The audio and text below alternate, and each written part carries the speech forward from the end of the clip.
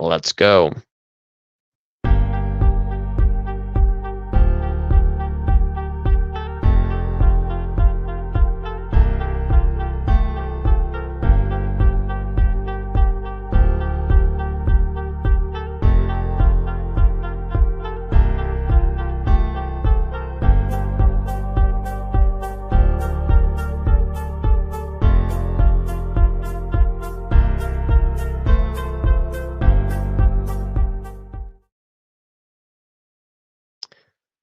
So, not tonight, because it's not tonight where you are, is it?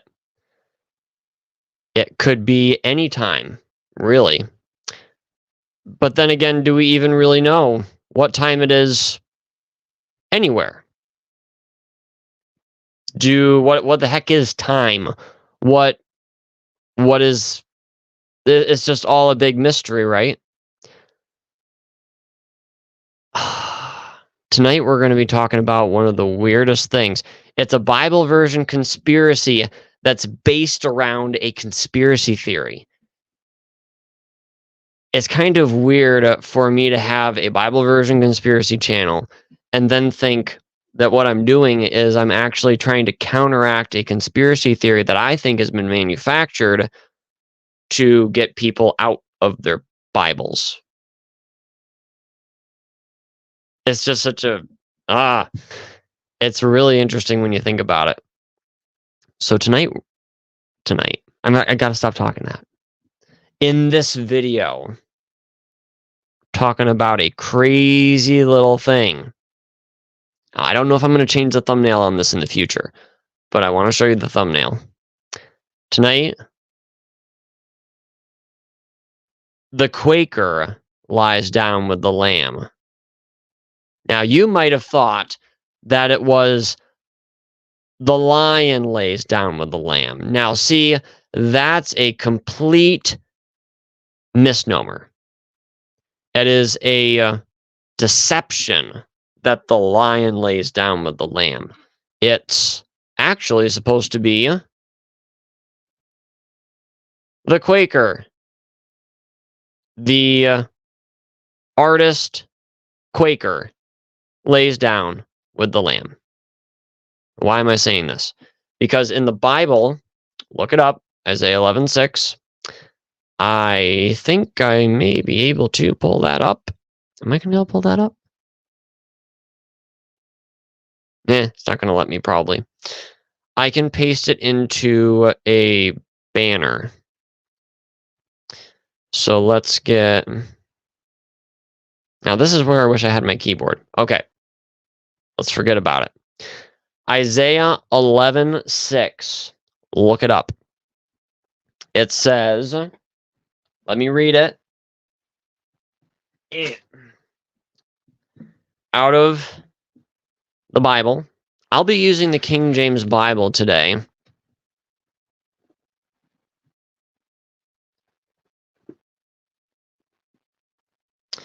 And we're going to go on over to Isaiah chapter 11, verse 6, which is interesting because it's got the same numbers as 16:11. It matters not. Pay no attention to the man behind the microphone. Isaiah, not Isaiah 6:11. No. Isaiah 1:16. So it's like 9:11 upside down. Interesting. Now here's what it says. You start in verse 5. Righteousness shall be the girdle of his loins, and faithfulness the girdle of his reins. Now, the reins in the Bible, those are your kidneys. That's the biblical word that's used in the Bible. It's an old word. It's a technical word. It's still used today in different different conditions for like your kidneys or whatever have the word reins built into it. So the girdle of his reins is faithfulness. Talking about, I believe, the Messiah, if I'm not mistaken. Verse 6 says, the wolf also shall dwell with the lamb. Now, it shouldn't say that, should it? It should say Lion lays down with the lamb. But now you know the truth that it should be Quaker. It was originally the Quaker will lay down with the lamb, and that'll be important later. I will explain. The wolf also shall dwell with the lamb, the leopard shall lie down with the kid, and the calf and the young lion and the fatling together, and a little child shall lead them. Do I have? I do. I have my 1611 facsimile, not a face smile. That's what I always used to say it as. It's a facsimile. One sec.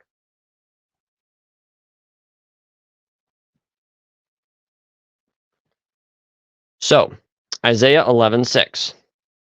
If you look it up in a facsimile, because it has the old type to it, even though it's Roman characters in the upper part of it, that is how Isaiah looks. It looks like Iphea, because the S's sometimes look like F's.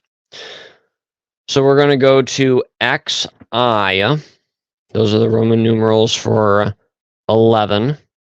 In this universe, if you're from a different universe, your Roman numerals may be different, but then again, they may not.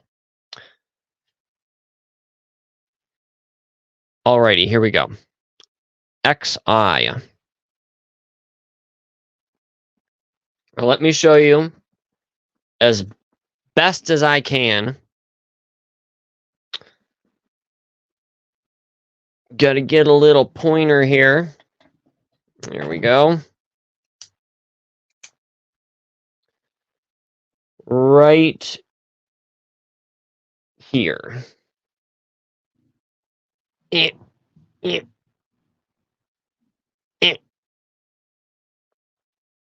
Right up in here somewhere.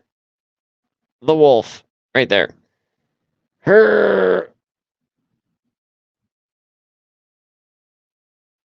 Can you see it?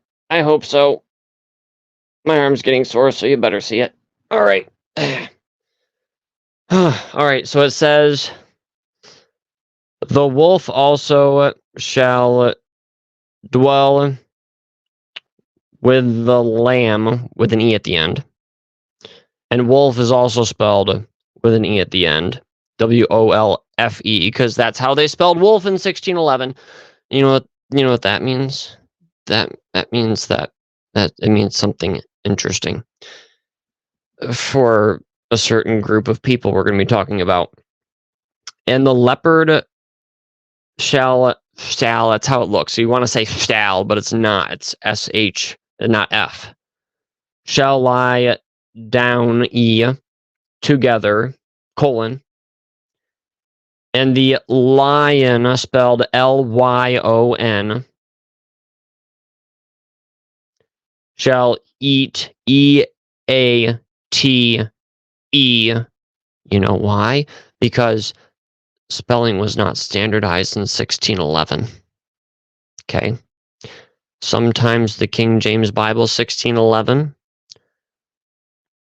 has words spelled 3 ways on the same page.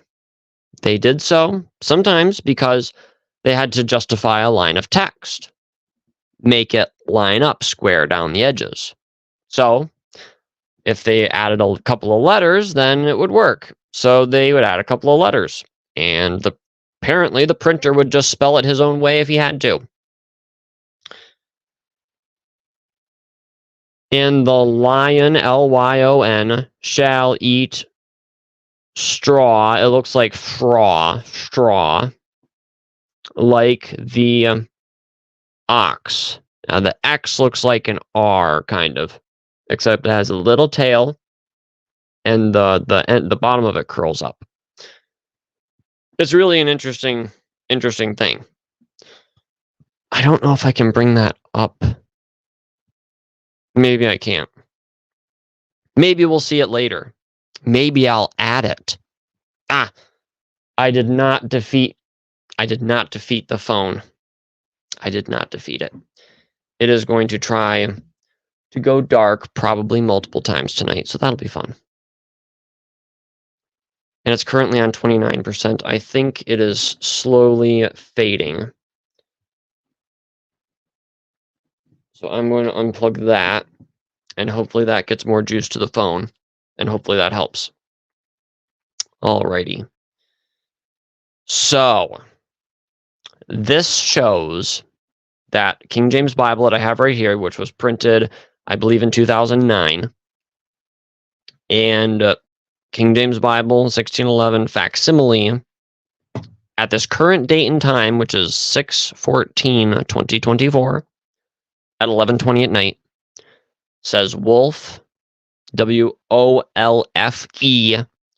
and this one says WOLF. Why am I stressing this?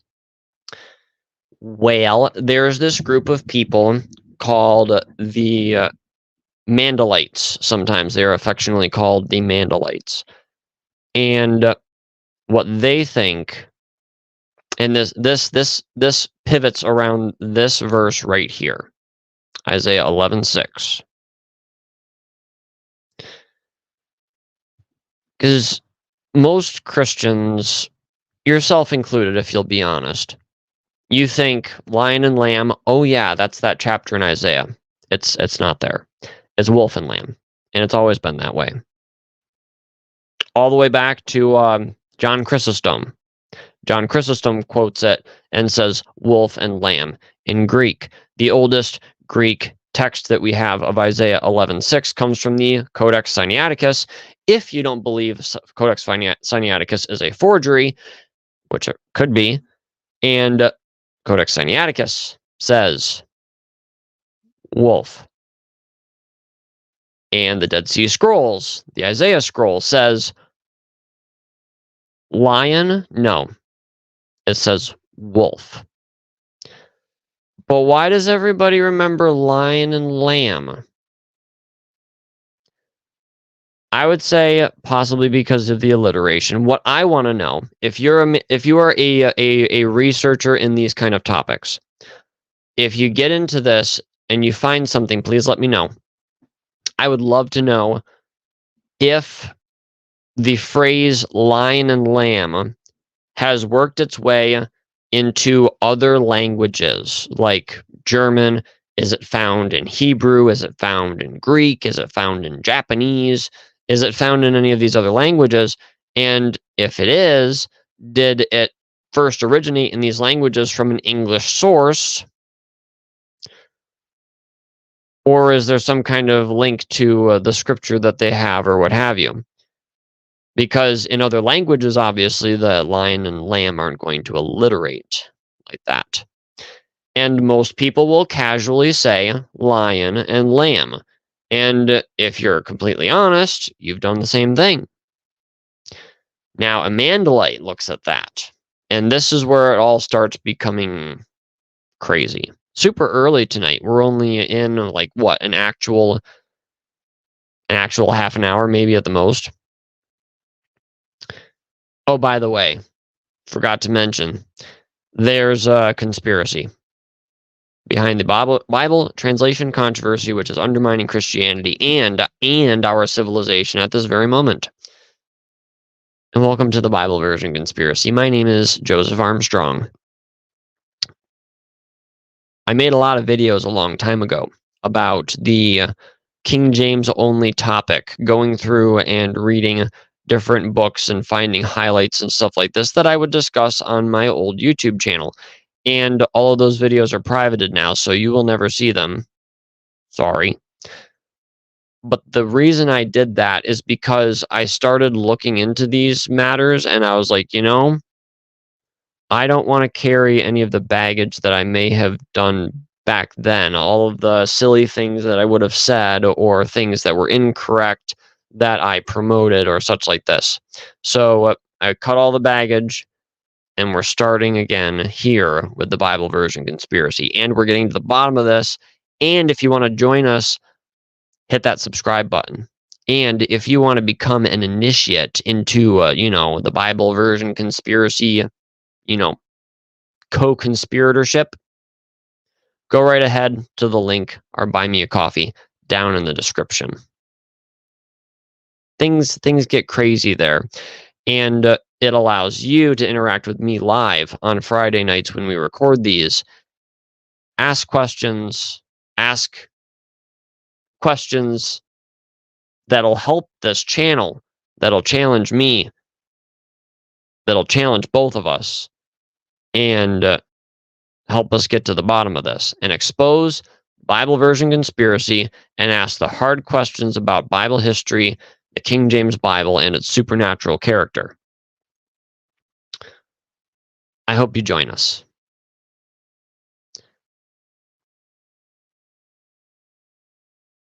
So yeah, and if you want to get a hold of me, reach out at our website, BibleVersionConspiracy.com.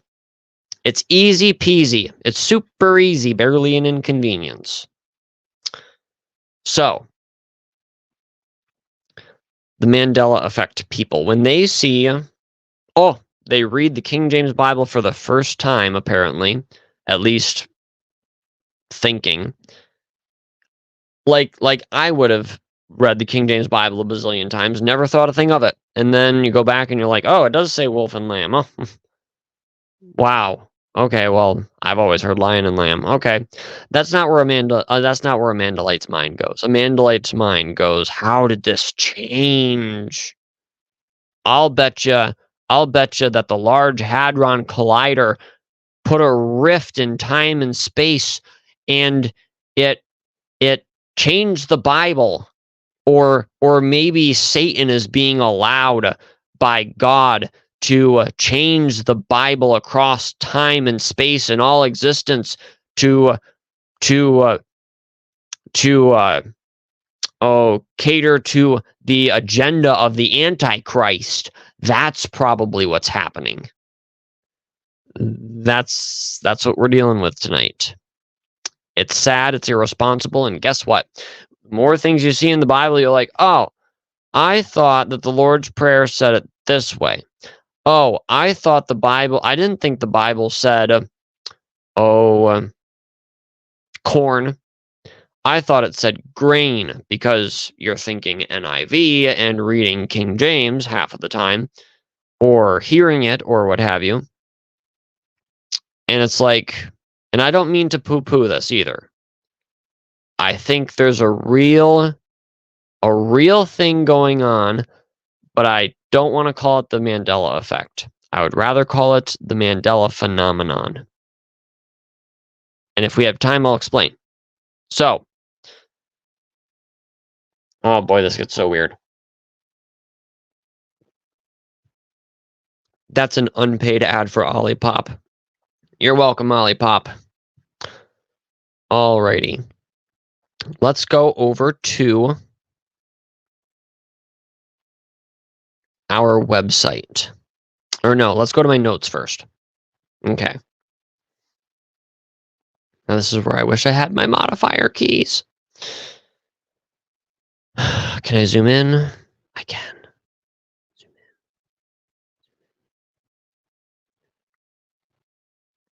in. The Mandela effect. Now this is called the lion lays down with the lamb. No. The Quaker lies down with the lamb. The Mandela effect after an evaluation of the Peaceable Kingdom's menagerie. Now, you would not believe how widespread this belief is. It is as widespread as, at this point in time, it's almost as widespread as Flat Earth conspiracy, which I also do not disagree with. Let's talk about it. Let's talk about the Mandela effect stuff too. I want to know your story. I want to hear what's going on in your life. If you think the Mandela effect is legit because something crazy happened to you, let's talk about it. I'm going to have to do this like every 10 minutes just to get my screen to wake up. It's ridiculous. So, what is the Mandela effect or the quantum effect? It is a conspiracy that I do not accept.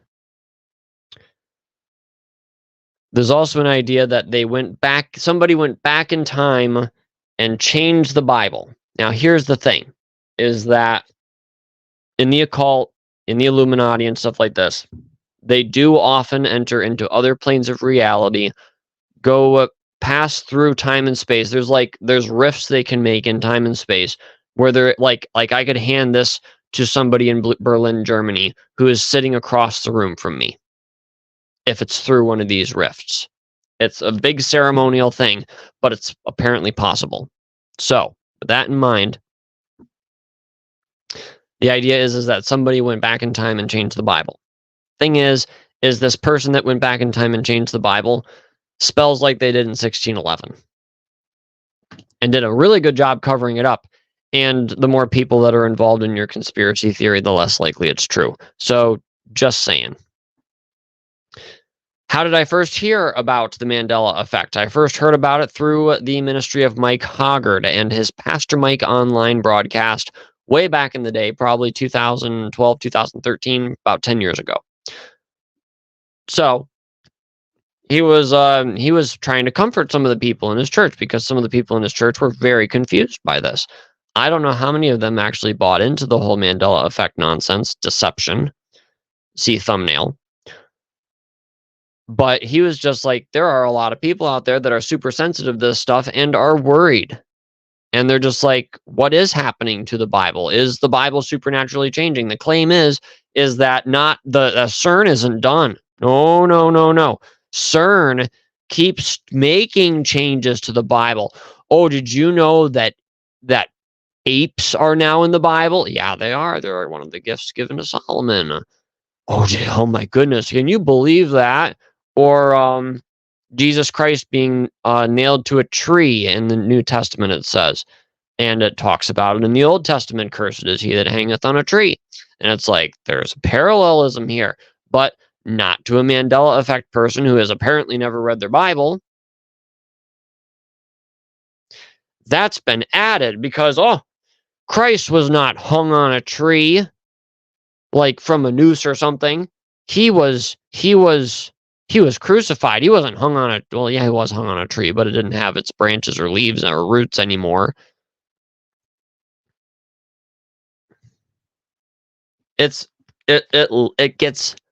gets horribly stupid. Like dukes and unicorns and different things in the Bible that we know because we've read a King James Bible before at least once in our lives.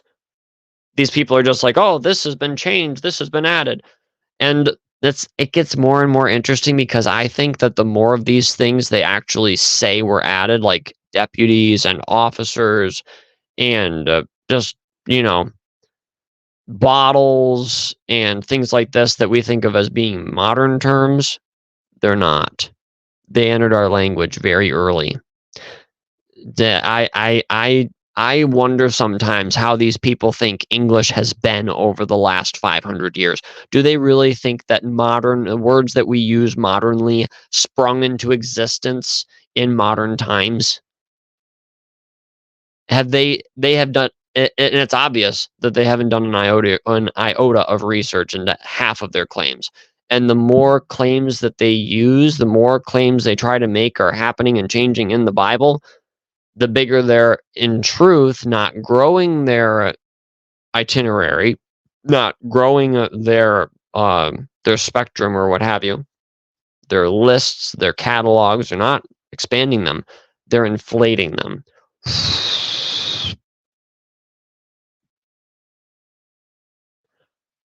But the thing is that if the Mandela effect has supernaturally changed the Bible throughout all times and space, then that means that quotations of the Bible are also going to be changed throughout all time and space.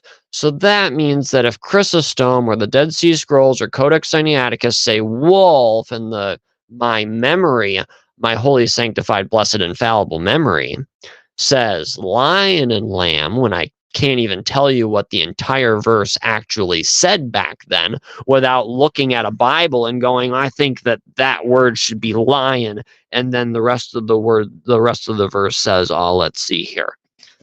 They always say, oh, the Bible says lion and lamb, as if they had the verse memorized from infancy. And they simply don't. They don't even have the verse memorized today. If they did, they'd realize that in this menagerie, there are no repeats of animals unless you say lion twice, which doesn't make any sense in the context. And also, if you check the margin on a 1611 facsimile, you're going to head over to chapter 65, verse 25, and they have an actual 6 and an actual 5. You head on over to chapter 65, verse 25. We're in Jeremiah. Okay. LXV, that'd be 65. 25. The wolf, spelled the same way, WOLFE, and the lamb shall feed ye together, and the lion shall eat ye straw like the bolaki. I'm just reading the E at the end, so I don't have to explain the spelling. And, dust. There we go. Dust shall be the serpent's meat. They shall not hurt nor destroy. And that R looks like a 2 with a little tail coming off of the corner there.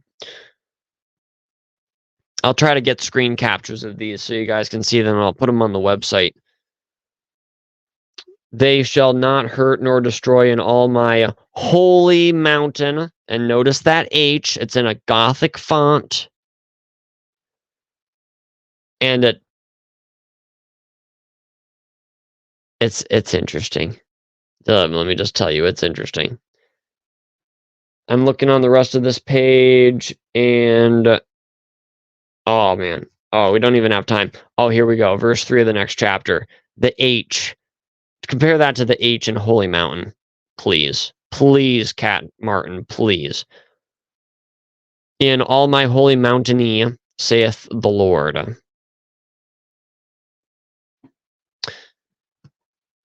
And I mentioned Cat Martin because she's written she hasn't written any books, really. She's written an introduction to her books, and then she just gives a list of Bible verses and words. Her books total hundreds of pages of absolute nothing. She hardly even makes claims in her books. She just... It's awful. But anyways, a Mandalite author. That's all you need to know for now. And apparently John Kerwin's going to be coming out with a book about the Mandela effect as well.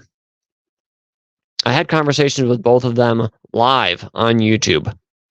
One of them, actually both of them, were probably a little bit embarrassing, but I wasn't prepared for what I was going into. We've talked about it in other Mandela effect related videos. How does the Mandela effect relate to Scripture, Bible preservation, and exclusivity?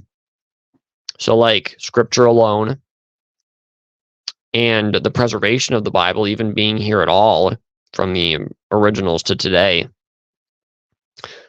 it becomes an unscriptural heresy. You believe in Bible preservation? John Kerwin would say that it's unscriptural and it's heretical because of the Mandela effect. Satan is in control of the Bible, according to the Mandela effect, because he's being allowed to change it, apparently, all of the time, as much as he likes, and has been allowed to tamper with it by God. Now, this is something I think, just a conspiracy theory, is that the Mandela effect is a psychological operation to get people to think about changing the Bible. People who think the Bible is being changed are crazy loons. The King James only stuff worked for a while, but then it started getting, But then it started getting a little bit academic, and it started getting a little bit respectable, and it started entering into actual debates, and a lot of people started believing it, and the whole thing just kind of cooled down after a while. And how are they going to keep people thinking that people who are changing the Bible, people who think the Bible's being changed, how are they going to keep them thinking that those kind of people are crazy? Well, the Mandela effect, it's using all of the same key words, omitted, changed, altered, all these different things regarding every version of the Bible, including the King James Bible. They're using all of them. So if you go Googling Bible being changed, then Mandela effect stuff's going to come up, and you're going to be like, this is, either you're going to get sucked in, or you're going to be like, this is asinine, and you're just going to leave it alone. And you're going to be like, oh, those people that think the Bible's being changed, they're stupid. While secretly the Bible is actually being changed by people that are actually doing it and aren't using things like the Mandela effect. And I dare say, aren't using things like textual criticism. That's a bold statement for a King James only researcher, like I guess I would classify as a King James only YouTuber, a full-time King James only conspiracy theorist. Would probably be the better, more accurate title.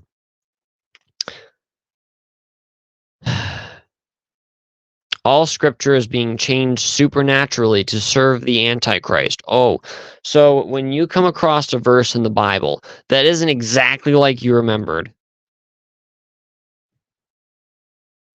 it's because the Antichrist is changing it.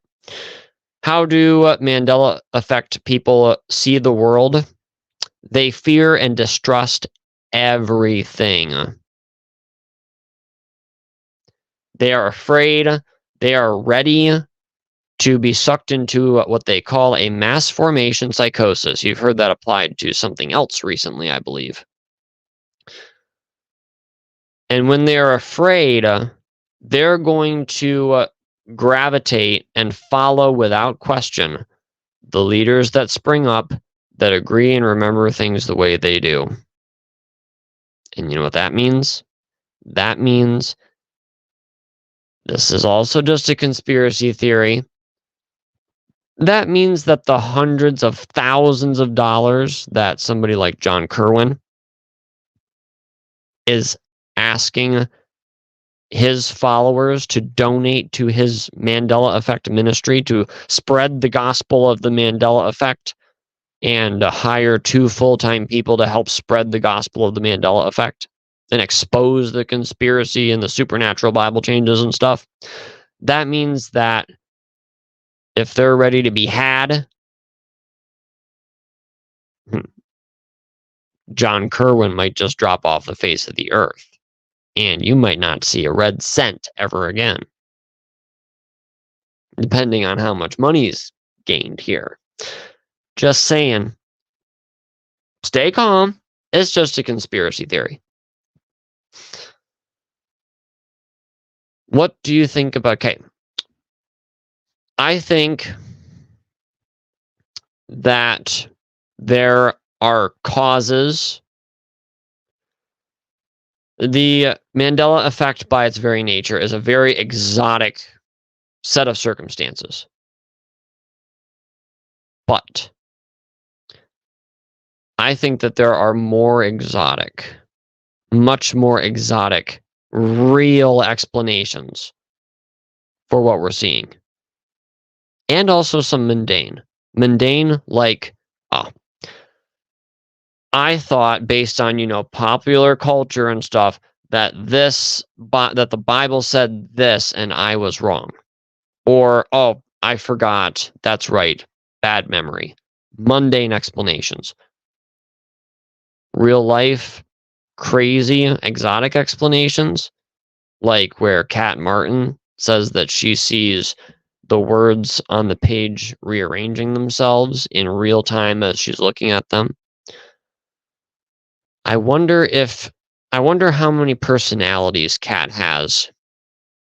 I wonder if she ever went to a school called the World of Children in the French Quarter of New Orleans. I wonder if there's been any kind of drugs involved, or if she's having something in her house playing tricks on her. Not saying she's demon possessed. I'm saying that there are entities which are capable of doing this and have done it in the past. It's not something new, and it's not a Mandela effect, I'll tell you that.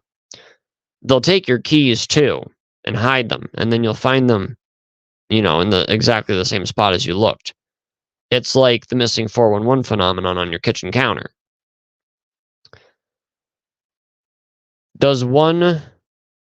Now, I also think that the Mandela effect has some ends to it that are just flat up diabolical, which we've already talked about. Does one Mandela effect shown to be mundane? So if one thing where they're like, oh, the Lord's Prayer should have said this, or the Isaiah 11:6 should have said that, or it should have been seeds instead of corn, or grain instead of corn, or what have you. If one of those is shown to have a mundane explanation, does the entire Mandela effect tower tumble? It could. Because since it's based on only the memory of people like John Kerwin and Kat Martin and their followers, and people that have just been sucked in because they have a situation in their home and in their life where they're just like, I can't think of anything except the Mandela effect that would explain this.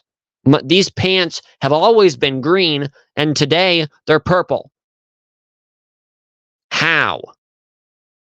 It's like, well, there's multiple explanations for this. But there are household little people that have some magical powers. Let's just say that. Anyways, there are many that do not. Okay, here we go. There are many that do show that Mandela effect promoters are ignorant and unreliable. So as soon as these leaders are exposed as being ignorant and unreliable, a lot of the movement, I think, is going to kind of crumble a little bit, kind of slant down. Kat Martin and John Kerwin are prime examples of, and also even this PhD apparently guy from Paul Grafton Holt, who I think is from Great Britain. Yeah, University of Wales. And such and so on. We'll be reading a little bit from him in a sec. No research whatsoever. And by the way, the Mandela effect, the very idea of the Mandela effect completely excludes the worthfulness of research. Because if you look in history, if you go to Google Books and look at scans, if you look at even a physical copy of a book that was printed in 1612, yourself, drive to England or whatever, across the Atlantic, you'll be wet by the time you get there, considerably wet. But by the time you get there, you're going to look with seaweed and fish poking out of your clothes and drenched and tracking, mud and sea urchins and starfish and stuff up the stairs of the museum and everything. You're going to get there. You're going to look at the old 1611 Bible, and you're going to see wolf in Isaiah 11:6.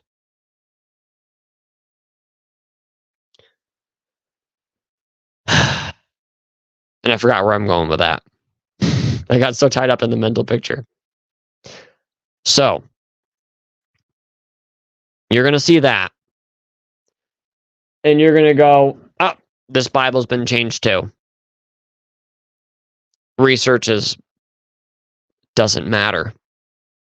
Which, that tells me that there's a big deception going on, because if you, a big, purposeful scam, I'll tell you, it's a scam. And the reason why is because a cult sets itself up so it can't be questioned. If you're part of the cult and you're sitting there watching the YouTube comments or whatever, and you're just like, oh, I like this Kat Martin person. Oh, I like this John Kerwin person, ooh, I like the other Mandela effect people that we list on our website and more coming. Oh, I like this person. Oh, they're saying the truth. And then the truth comes along, researched, thought out, documented, and you just sit there silently going, now the Mandela effect's true. Now. Or worse, you're a liar, you're blind, you're a heretic, you're demon possessed. Because you don't see that lion should be there instead of wolf. Yeah, it happens. Yeah, it does. It's happened to me.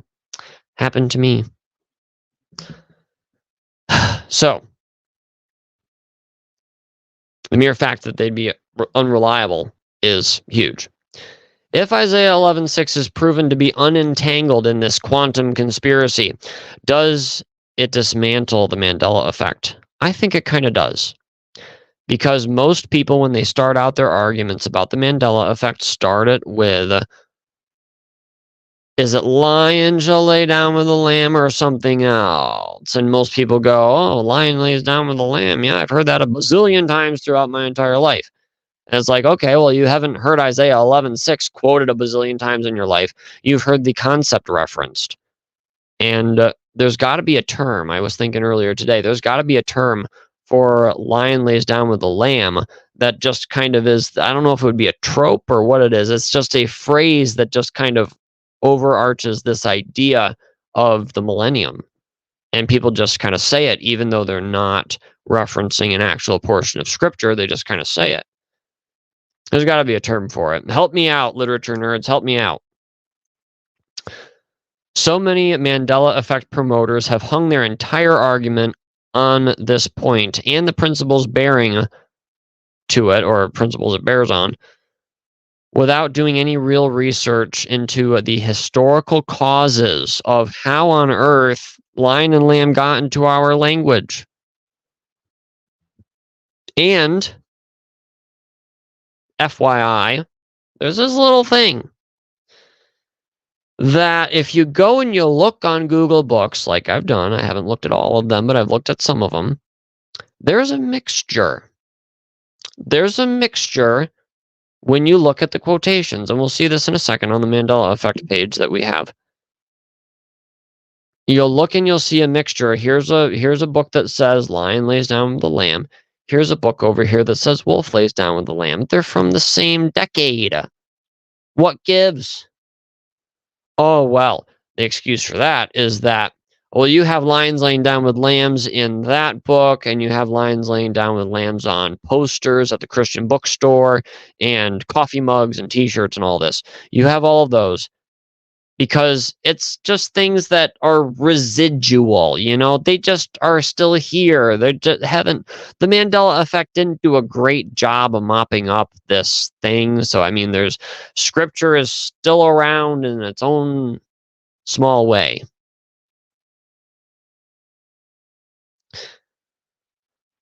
By the way, they borrowed that term residual evidence.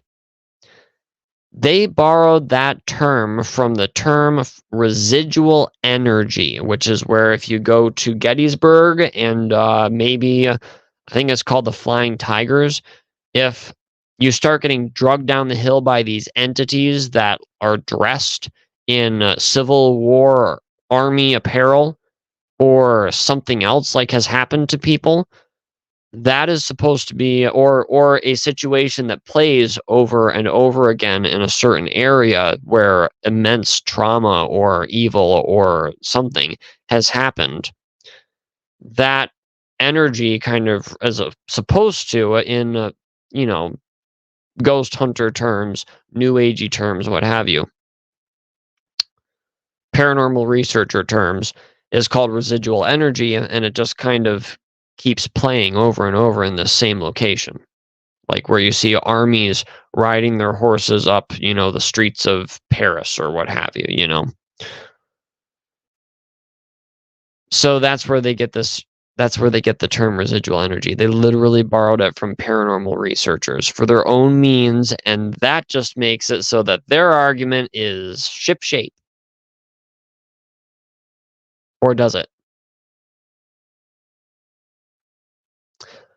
All research or fact is seen as unreliable compared with the memories. Oh, the memories. So it is not surprising there is no research involved in the forming of their opinions. No real research, no historical research, no data, no information, no consideration of anything. Just, oh, I remember it this way. The world is fake.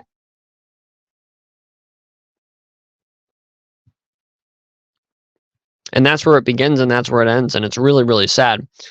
And we're going to hop on over now. We've been going for probably about an hour. I want to show you something.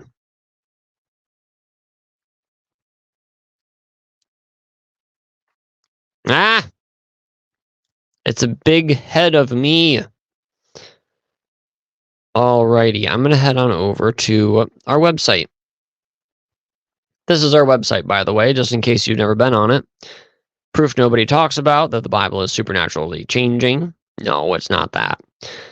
It's about the Bible is being changed and you're not supposed to know about it. That's what it is. And I would love to hear Kat Martin. No, I have already heard Kat Martin. She tries to use this for the Mandela effect somehow. It's really, really, really, really sad. I would love to see Mark Ward respond to that video. Go to YouTube button.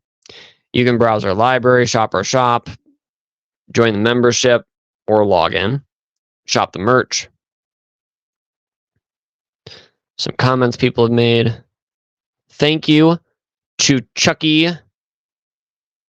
You are forever emblazoned on the front cover here. Oh, and by the way, if you are a co-conspirator, or if you're somebody that's not a co-conspirator, email me. If you would like to send us your thoughts about the channel, make a little blurb, what have you, I would love to have a few more of these type of comments. And yeah, it would be great to hear your thoughts, your opinions. There's so much that I could be doing besides this, guys. Let me just tell you, there's so much I could be doing. But this is a passion of mine, and I think it is extremely important. So we're gonna beat this. We're gonna beat this horse silly. Is what we're gonna do. So if you want to leave a comment, email it to us, message it to me, send it to me through Buy Me a Coffee, the messenger system there, whatever you like, and let's talk. Actually, we don't have to do that because there is we don't have to scroll all the way up because there's a menu here and there's a menu down here. See, look at that. Isn't that nice? So topics, except it doesn't fly up. I'm going to get rid of that menu. All right, there we go. Mandela effect. I got to change those emojis. Alrighty. Anyone with eyes can see, knows that the Bible is supernaturally changing. Or is it? A very oldie Bible. If you click here, it'll show you the King James Bible 1611, 1612 edition. So this is a whole controversy about the Fruit of the Loom logo. What do you remember? Was there a cornucopia there, or was it just the fruit? Go check it out sometime. Oh, and by the way, the official descriptions of the logo, the official logo of Fruit of the Loom shows this this fruit, and the description lists a cornucopia with it. Fascinating. So we got all our playlists and stuff like this. So what we're going to do, and I need to fix all of these buttons. None of these buttons work, so don't be disappointed if they don't. Not yet. They're going to be fixed when I have the time with a full-time job, 4 children, a 2-week-long vacation coming up in which we will be traveling across America. So please be praying for us. All right, so I've got to fix this. This is all based off of the old form of the website. Lots of work that needs to be done on this website, I tell you what. And you guys can help us go full-time in this endeavor of exposing the Bible version conspiracy by hooking us up on Buy Me a Coffee, $7 a month, or whatever you want to do per month. Art cries wolf. The wolf also shall dwell with the lamb, and the leopard shall lie down with the kid. The calf and the lion and the fatling together, and a little child shall lead them. Isaiah 11:6. And compare that to Isaiah 65:25. There is proof of the Mandela effect throughout history, or is there? Unaltered images of historical art soundly refute the Mandela effect. We are happy to provide the images below to further detailed research of those engaging in this debate, the breakdown of the Mandela deception, and the triumph of the truth. Or truth. Added the, oh, that'll throw off the Mandela effect people. Oh, he misread this and that. Oh, yeah, that's right. The Mandelite claim is that the wolf of Isaiah 6:11 is used. Okay, we already went through all that. And there's different things on here. You guys can check all of this out. The Quakers. The Quakers strike back. There's some history here about the paintings of one Edward Hicks, a famous Quaker painter. And he did us a huge favor. Beginning around 1820, Edward Hicks, 1780 to 1849, prepared 62 paintings in a series of Isaiah 11:6-9, entitled The Peaceable Kingdom of the Branch, or sometimes simply called The Peaceable Kingdom, otherwise known as, okay, I already said that. Each painting is like an enormous fingerprint, not only expressing the artist's creativity, but also the lasting impression of the scriptures that the scriptures would leave on American and especially Pennsylvanian history and society. Read more about the history behind the painting in Art Review, Finding Endless Conflict Hidden in a Peaceable Kingdom, and Edward Hicks.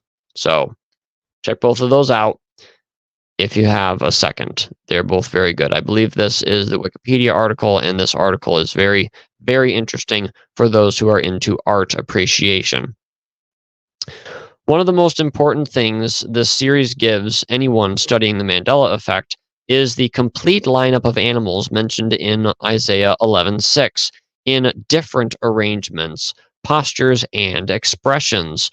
Modern Mandela effect proponents, MEPs, loudly protest that mugs and rugs at the local Christian bookstore that show lions and lambs lying lazily in lush landscapes prove that there is residue left from the reality-bending effect. However, MEPs skillfully avoid any real discussion regarding works by artists like Edward, whose chief aim was to portray exactly what they read in their own Bibles.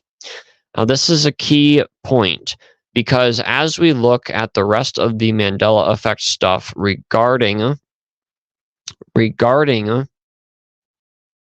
this passage, we're going to notice pretty quickly that people that care about the lineup of the animals as they're given in the verse every single time, they always put the wolf and the lamb together. Every single time. When you have somebody who's simply referencing the idea of the lion lying down with the lamb or what have you, you always only have the lion. Wait, you always have only the lion and the lamb. You don't have anybody else in the whole menagerie. And that makes it very clear which one they're actually quoting. Are they quoting the thing that is so popular, or are they quoting the actual Bible? It makes it clear to somebody that's not clouded with the Mandela effect nonsense. Stuff and nonsense, I tell ya. Stuff and nonsense. Let's get back to here. All right. Make this a little bigger. There we go. One of the most important things. All right. We recently saw one of these paintings. The real deal. I tell you, the real deal. And I took some detailed pictures of this puppy. We recently saw one of these paintings in a local museum, and my in-laws were there too. Here are images that we took for you and some documentation of what we captured. The Peaceable Kingdom by Edward Hicks above depicts a wolf lying with lamb as displayed at the Fenimore Art Museum of Cooperstown, New York, October 6th, 2003, or 2023. The following version was photographed by Joseph Armstrong with his Samsung S23 Ultra. Four other sound-minded English-speaking adults witnessed this painting. Please remember that Edward Hicks produced 62 versions that still exist of the Peaceable Kingdom from around 1820, which depict a similar setting and do not represent the lion lying down with the lamb in any of them. Here's the images. There is the wolf, and there is the lamb. Now, you'll notice also that in Edward Hicks's paintings, now this is something that's slightly weak with Edward Hicks, is that usually the wolf and the lamb are lying down together.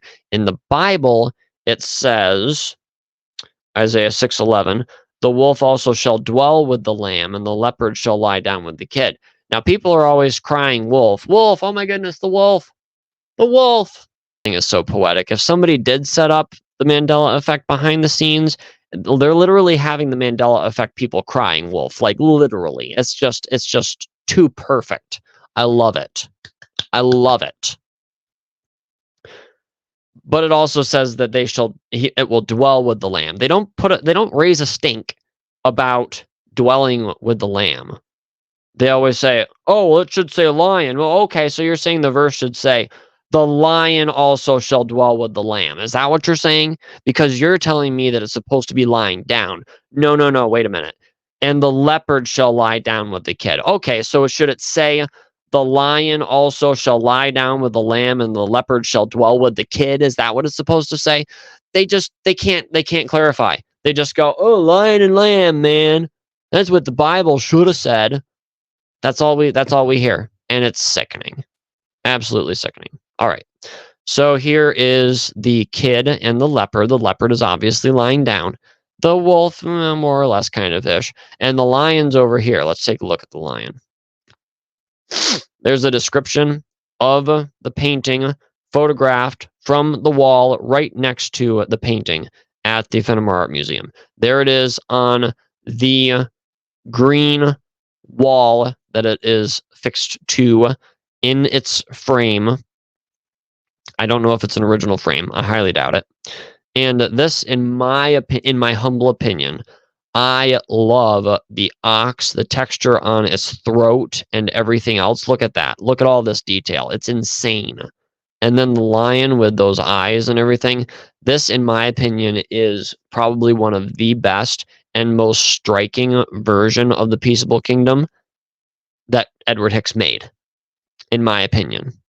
And you've got the child with the little snake there, and you've got the lion and the ox, like it says later on in the chapter, or the verse, it says the calf and the young lion and the fatling together.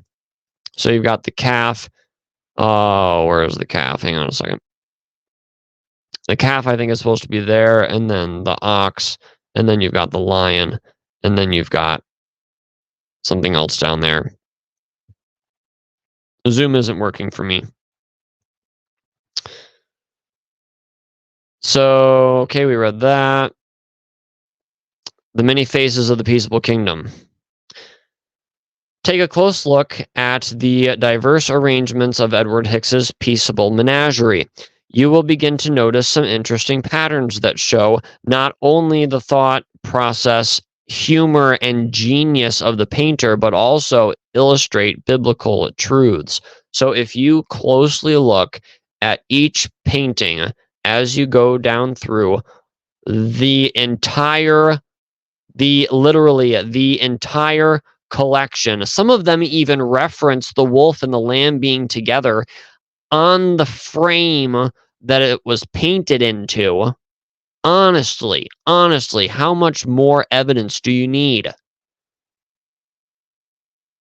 And one of them, hang on a second. One of them even says, the lamb and the leopard shall lie down with the kid. Oh my goodness. So let's read this whole frame. The wolf also shall dwell with the lamb, and the leopard shall lie down with the kid, the young lion and the fatling together, and a little child shall lead them.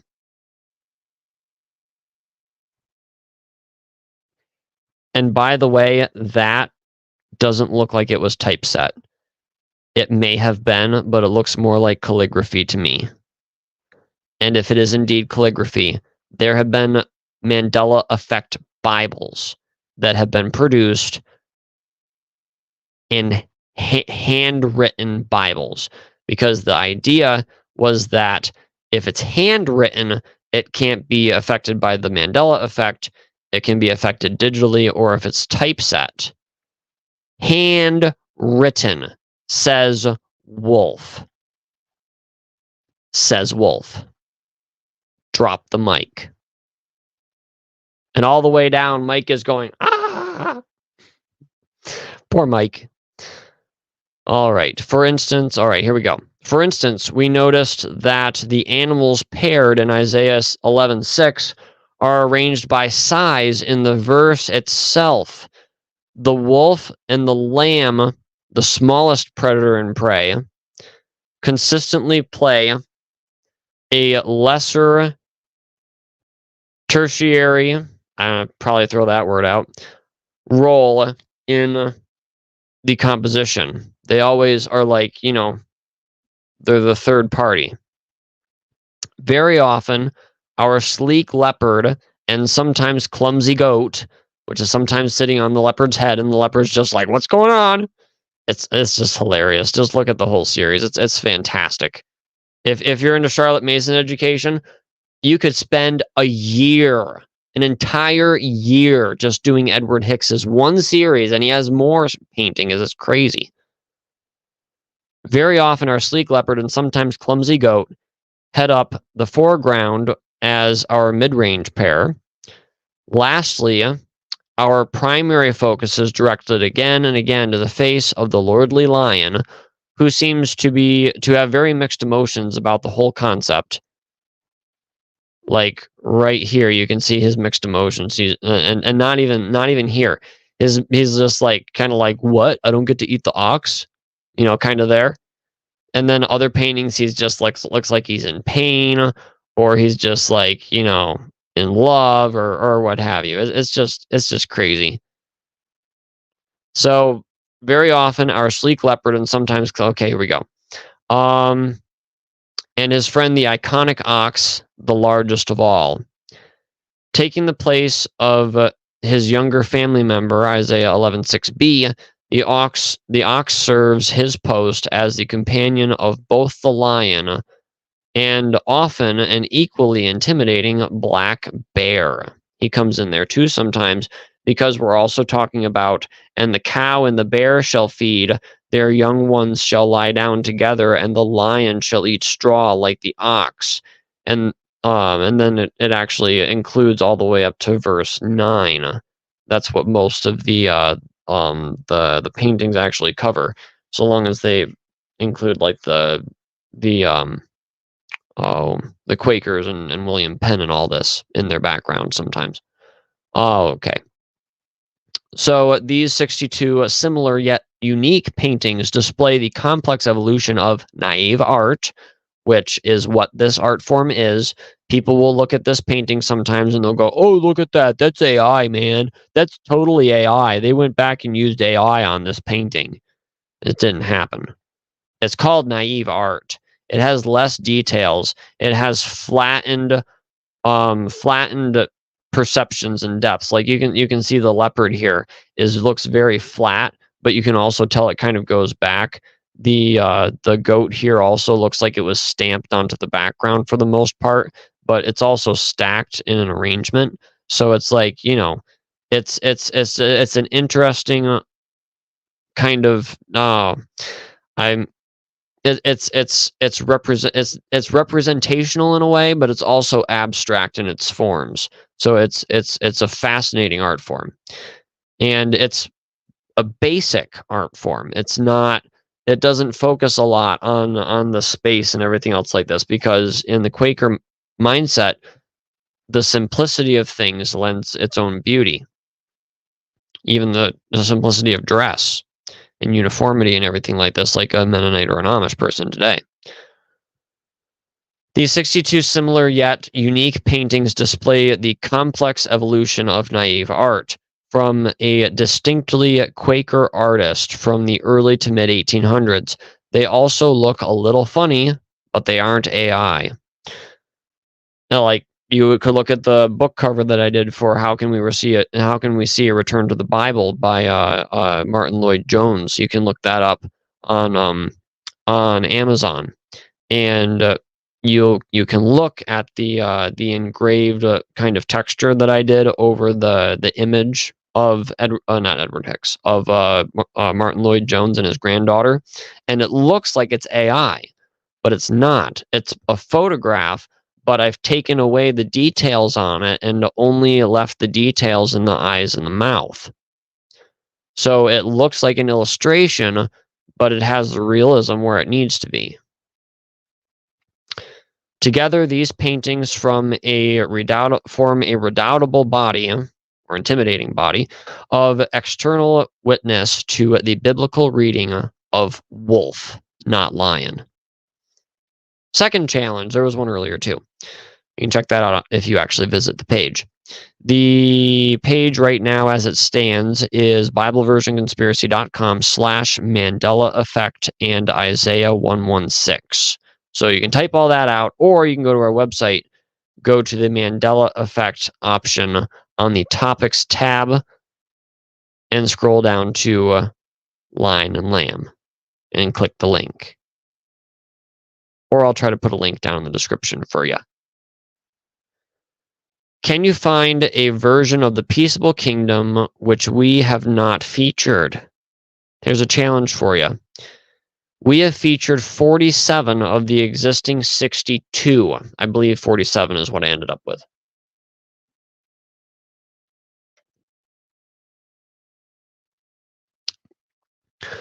Bonus bragging rights if you know what year it was painted. So if you go down through, this is apparently the first from 1818 that Edward Hicks did of the Peaceable Kingdom. You've got the lion and the calf or the ox, very underdeveloped hornage here. And you've got the wolf right there with his mouth open, panting. He's lying down next to a lamb that has like a raccoony kind of tail looking thing here. And the leopard has his head down, and he is lying down with the goat. And they're next to like this little lake here and a pastoral scene and everything like this. This could be your Arcadia, as mentioned in The Shepherd of Hermas.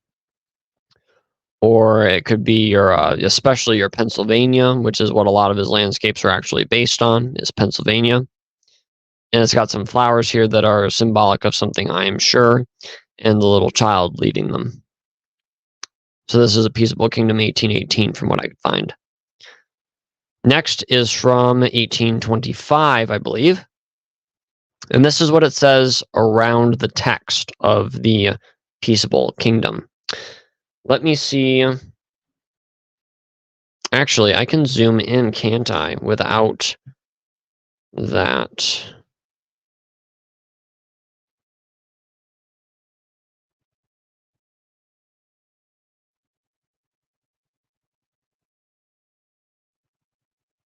Zoom is not helping me.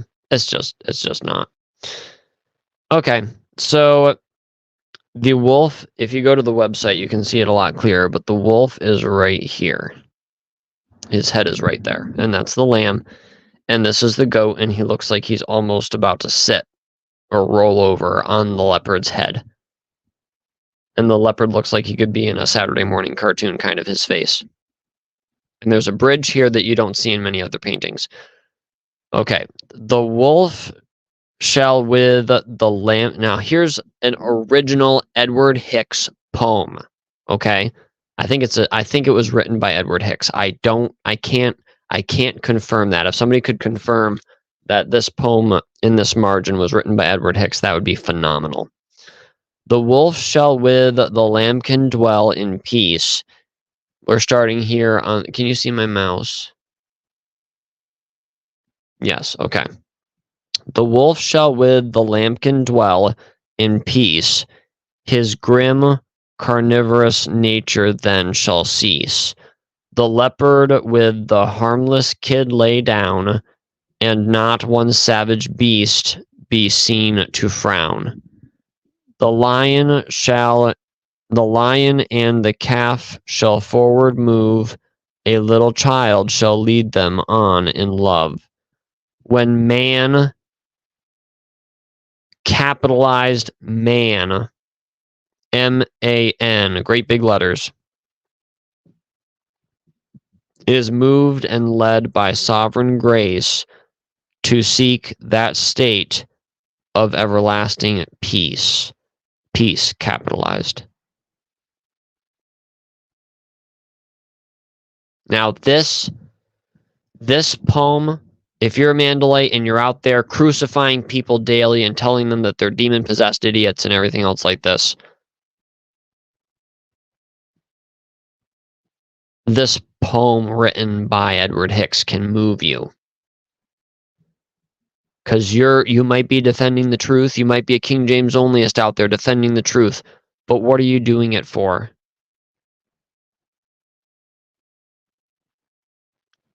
Grace and peace are not just abstract concepts, guys. They're biblical concepts that need to be taken to heart. And stop being ignorant. 1825. Again, you have the goat just about to sit down on the leopard. The leopard looks a little bit sad. And there's the wolf. Very cute. This is probably one of the cutest wolves. Very flat line here going up the side of the lion's face. Looks more like a girl in this version. Sometimes it looks like a girl, sometimes it looks like a guy. Sometimes it looks like a guy that's been in his mother's basement for 40 years. Honestly, it does. And then this, I believe, is the first painting where we actually have the treaty of William Penn with the Indians. Or Native Americans, as the case may be. Here's the poem again. This is The Peaceable Kingdom of the Branch, and it says right up there, the wolf also shall dwell with the lamb, ampersand, and leopard shall lie down with the kid, and the calf, and the young lion, and the fatling together, and a little child shall lead them. The wolf is right here with its head rested on its paw, and the lamb has its chin up on top of the wolf's head. And the leopard has fallen asleep now, and the goat has finally settled in and decided that it's going to be on the ground instead of half sitting up like it is here and there. It's funny because this one, it looks like the leopard is like looking up like, oh, like he's stretching or whatever. And then the next one, the leopard is like, oh, I don't know. I really wish I could be at home in bed. And then the next one, he's actually fallen asleep. It's so cute. And the lion's eyes, I believe, it's hard to tell if they're open or shut. The child's face also is very representational, very typical of naive art, and it has the verse wrapped around it, as we've already gone through, and you have the bridge here as well. And then William Penn is back in the background, making his treaty with the Indians, There's the little child leading the lion again with his hand over the lion's head, and the lion's just kind of like, he's just being petted. The child might even be scratching under the side of his chin. There's the ox. There's a very small leopard and a very beefy goat. And then you've got your wolf underneath the lamb's head again. Now, by the way, this just keeps going.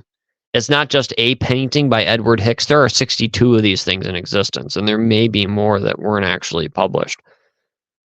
Now, here is the same. No, this is a different poem. I don't know who it's by. Again, I don't know.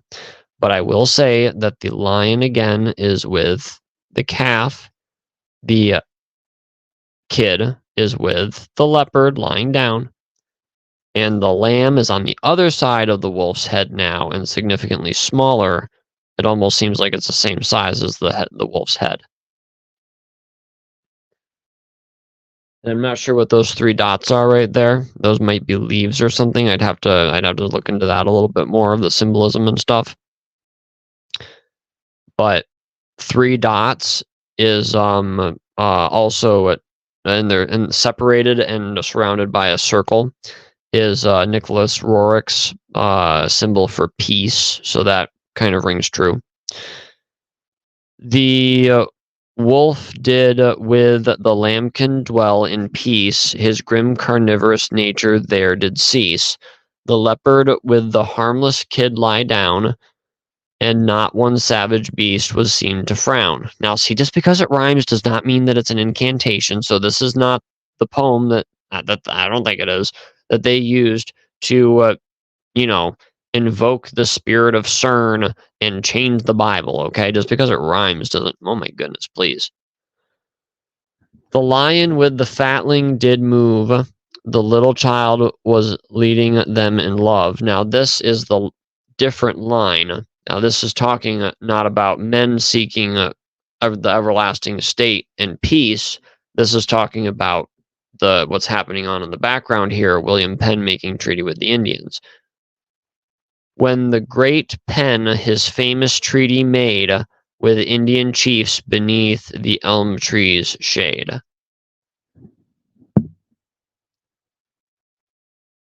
Oh, elm trees were worshipped by pagans. Oh, yeah, so were oak trees. So were, oh my goodness, please. All right, anyways. The poem, again, wrapped around another painting. Case after case after case, guys. How many times? And my goodness, think about it. Shouldn't there, if the residual evidence thing was a thing, don't you think that maybe 1 or 2 of these poems, maybe 1 or 2 of these paintings would have it a little bit differently and have the lion be with the lamb? At least one. You'll notice that as we go through history, not just here, but in other places, we have a smattering here and there, clumps, which should not exist if this is like a uniform random distribution of residual evidence, okay? We've got old references, old books and stuff that say lion and lamb, that say wolf and lamb. And then today in the modern Christian bookstore, you see lions and lambs paired, not necessarily because of Isaiah 11, but because of Revelation, where Christ is both lion and lamb. You'll see online, we give some examples on our page of different places that actually tell you that their inspiration was Revelation, not Isaiah. So you can look through each of these paintings and see that they are all the same idea. Now, they are all not all the same for sure. Many of them change up. Like I said, I could do, my goodness, I would love to do a part 2 of this where we just go through and just examine the menagerie and how it changes and shifts. And their elm tree isn't capitalized in this one. It just, capitalization wasn't standard either, guys.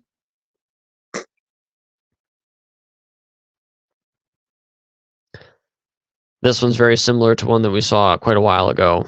This one is quite a bit different, and you have a bear over here too. Or is that a bear? That's not a bear. That's the calf still. And then you've got the wolf and the lamb over here, and the kid and the lion or the leopard have switched places on the oh, what would it be called? In depth there. That tree limb looks like it's coming down and poking that guy in the hat.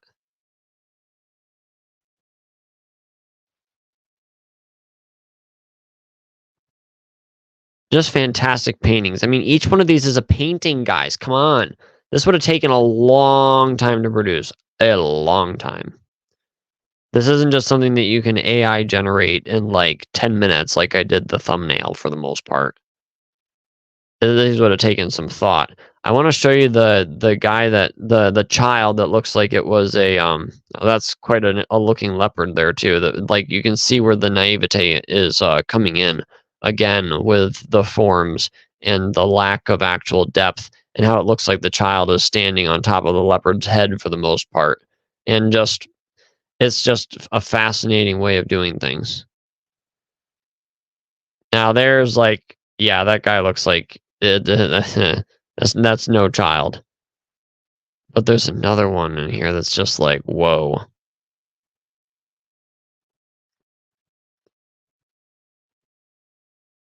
Now see here you have multiple children now. It just keeps evolving. More and more animals keep getting put in here. And you have the lion and the calves, and you have a lion and an ox again, and you have the bear, and the wolf is always with the lamb. There's usually no, there's always, as far as I can remember, there's always one lamb, and it's always with the wolf. Always.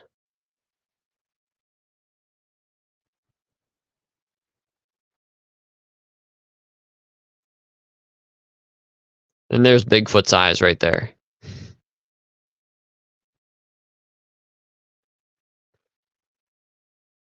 And there's the wolf, and there's the lamb. The lamb is standing up. Very unusual for this series to actually see the lamb standing, but the lamb is standing in this one. And it's right lying back down right here. The lamb is very lazy.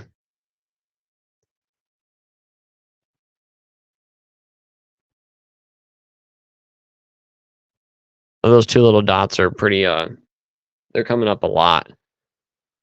It may be either a reflection on, like, glass or something. I highly doubt it, though. Looks more like it's intentional from the painter. There's the sheep standing up again, or the lamb. And there's the wolf right along with it. So, let's be clear. There's the wolf again. And look at this. That leopard does not want to get up, and that one really wants him to get up. Get up, it's time to go eat, or something, you know? Those are some little kids.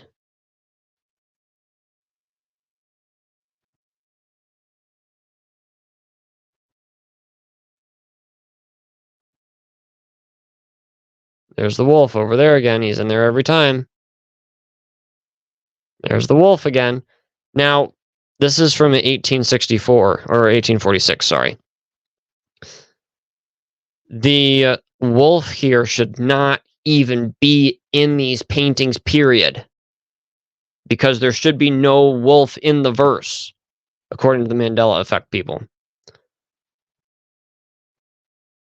Do you have any idea what would have to change in order for the wolf to not be in here?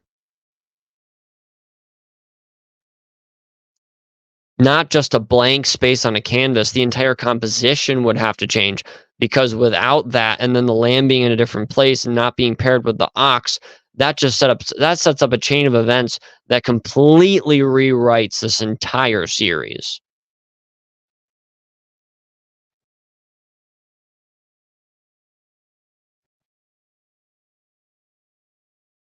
And I've done my best to weed out all of the duplicates. So as far as I'm aware, each one of these is different. And in this one, the lion's like, "Do I have a tick?" And the ox is like, "No, put your tail down." That's hilarious.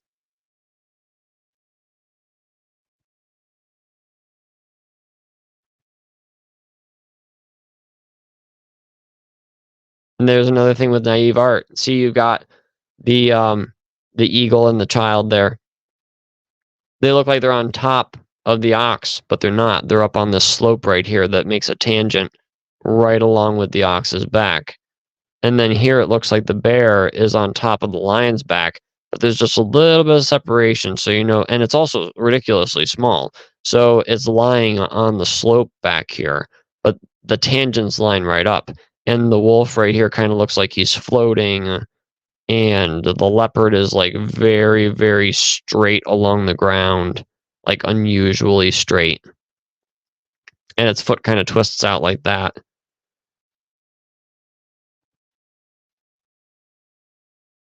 Another great example of naive art.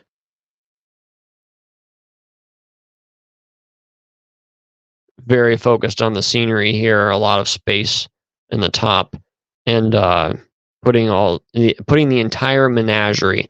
And William Penn's even smaller, putting the entire menagerie in just the lower third.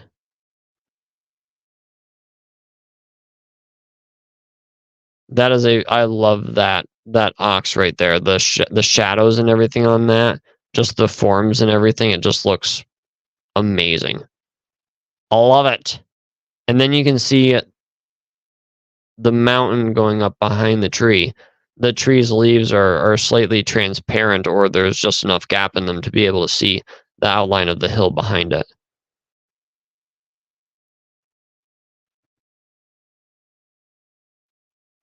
So, the best as I could tell, this would be the last one with the lion's butt up in the air. And where is the wolf? The wolf and the lamb are both standing up. The wolf is looking at the lion's butt, and so is the sheep. So, they're both standing, though, and they're both there all the way to the end. And I think I put in the one from the Fenimore Art Museum. Didn't I? Yep, there it is.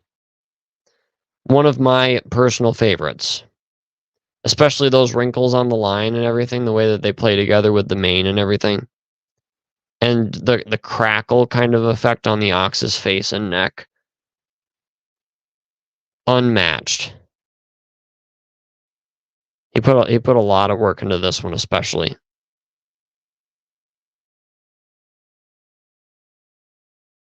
And there's a broken tree in the background. I don't know if that's supposed to be reminiscent of Christ being broken, yet growing over here, like, resurrection. So yeah, it's very interesting.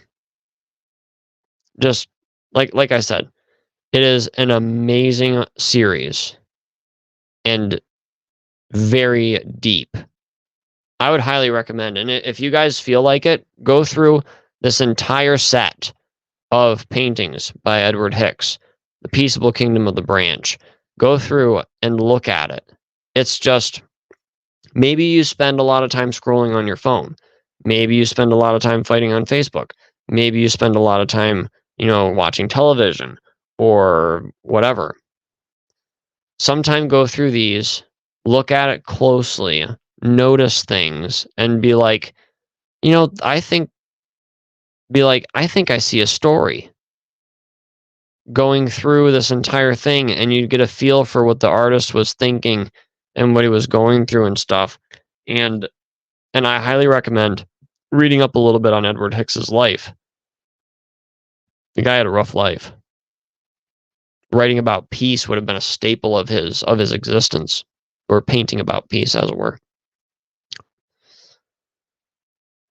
Other historical pieces. Now there's the Biblica Sacra, or Biblia Sacra, which has the wolf and the lambs kind of up on its back. And then you have here, I forget where this one's from. I should add it to all the descriptions so you guys can tell a little bit better. This is what Edward Hicks actually based his painting off of, which is you've got the wolf here. You've got the lamb with its head on its chin, like we saw. It's got the kid kind of making this scoop shape up next to the leopard's head. And then you've got the lion with his head down with the child's arm over it. And then you've got the ox leading up the rear with its chin rested on the lion's back. And then you've got your tree with its roots and a hill and this shrubby thing in the foreground. And then I believe that's an opening out into the other side of the woods, possibly, on this part. So this is, if I remember correctly, this is exactly the image that Edward Hicks based his images off of.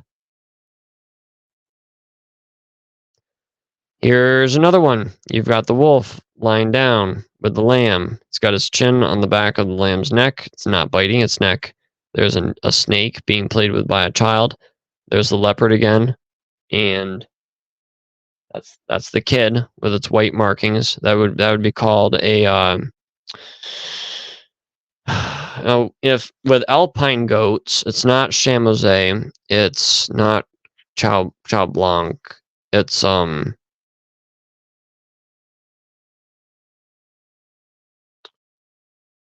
oh,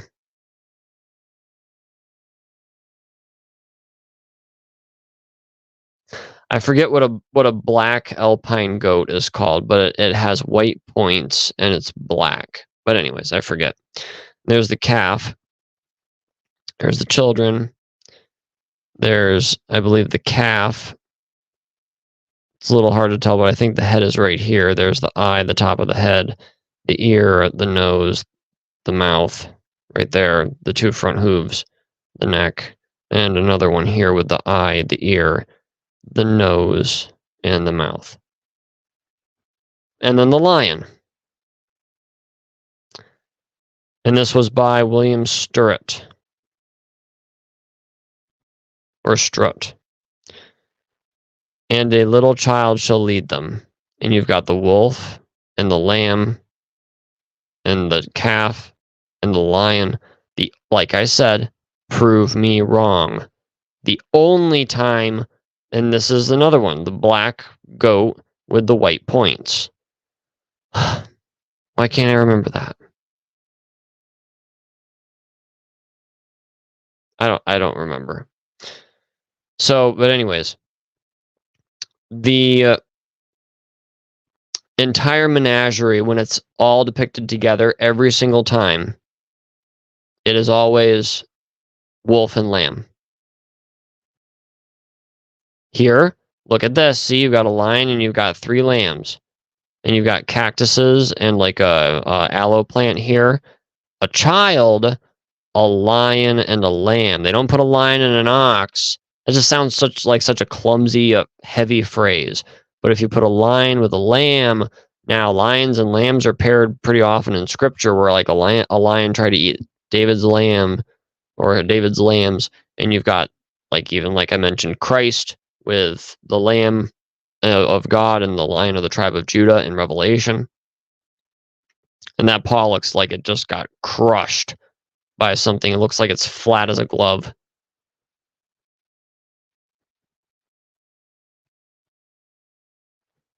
Another classical illustration could be from a child's Sunday school book. You've got the wolf and you've got the lamb. The lamb is being paired with the lion a little bit more prominently in this one, probably to try to tie along with this kind of idea. As you can see, the popularization of the idea of a lion and a lamb being together. And the wolf is kind of taking a little bit of a background seat here. And the leopard, of course, is just, he doesn't care. He's completely asleep over here. And the child's arm, instead of being draped over the lion's neck, is being draped over the calf's neck. And it's a Holstein. Now here you also have, this is a seal for the Reorganized Church of Jesus Christ of Latter-day Saints. This is a sect of the Mormons where you have the lion and the lamb and peace, just like with Edward Hicks. But notice you have the lion here and the lamb here. None of the other menagerie is included, because if it was, it would be wolf and lamb and lion and ox or calf. We're back to the Biblia Sacra title page there. Ox, I believe the lion's there, wolf, and the sheep.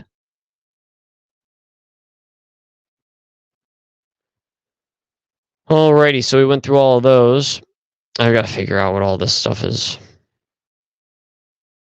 Alright, notice a scan of the peaceable kingdom from the Holy Bible containing the Old and New Testaments and the Apocrypha, Volume 7, also clearly depicts the wolf and lamb together on page 623.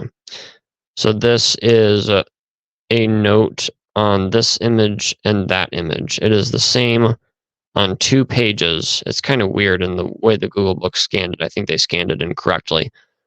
Also, it clearly depicts the wolf and lion together on page 162.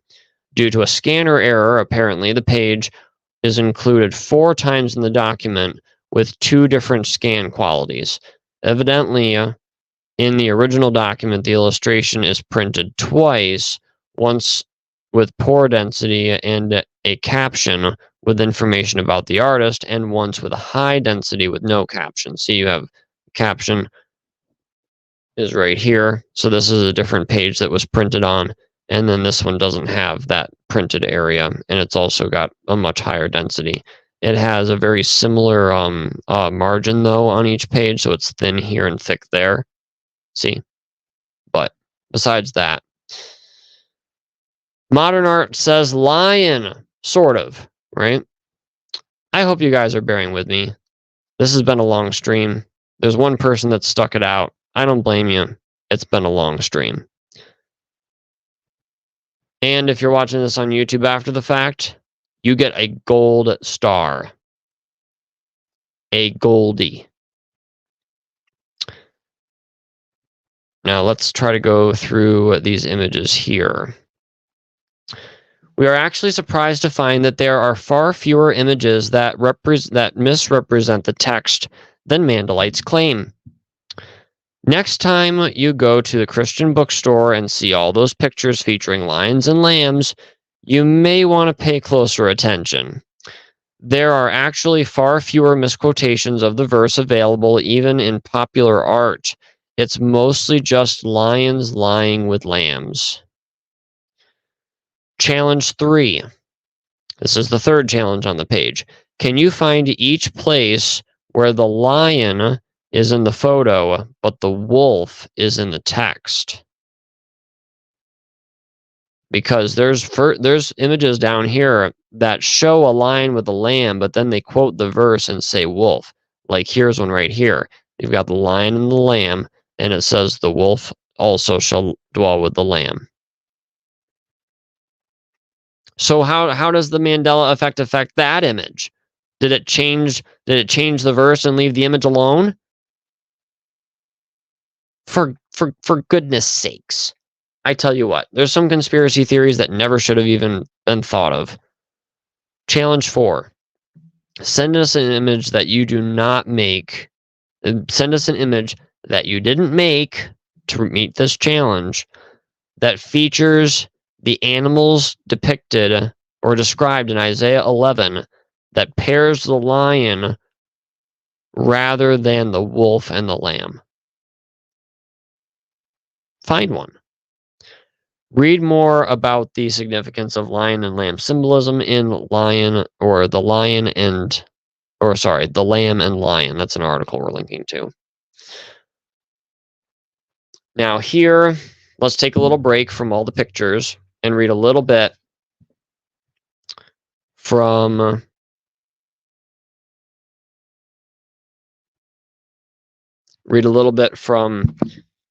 the King James Bible and the Quantum Effect, page 64. This is by Paul Grafton Holt. The wolf also shall dwell with the lamb, and the leopard shall lie down with the kid, the calf and the young lion and the fatling together, and the little child shall lead. What? Shall lead? No punctuation. No last word. It's just lead.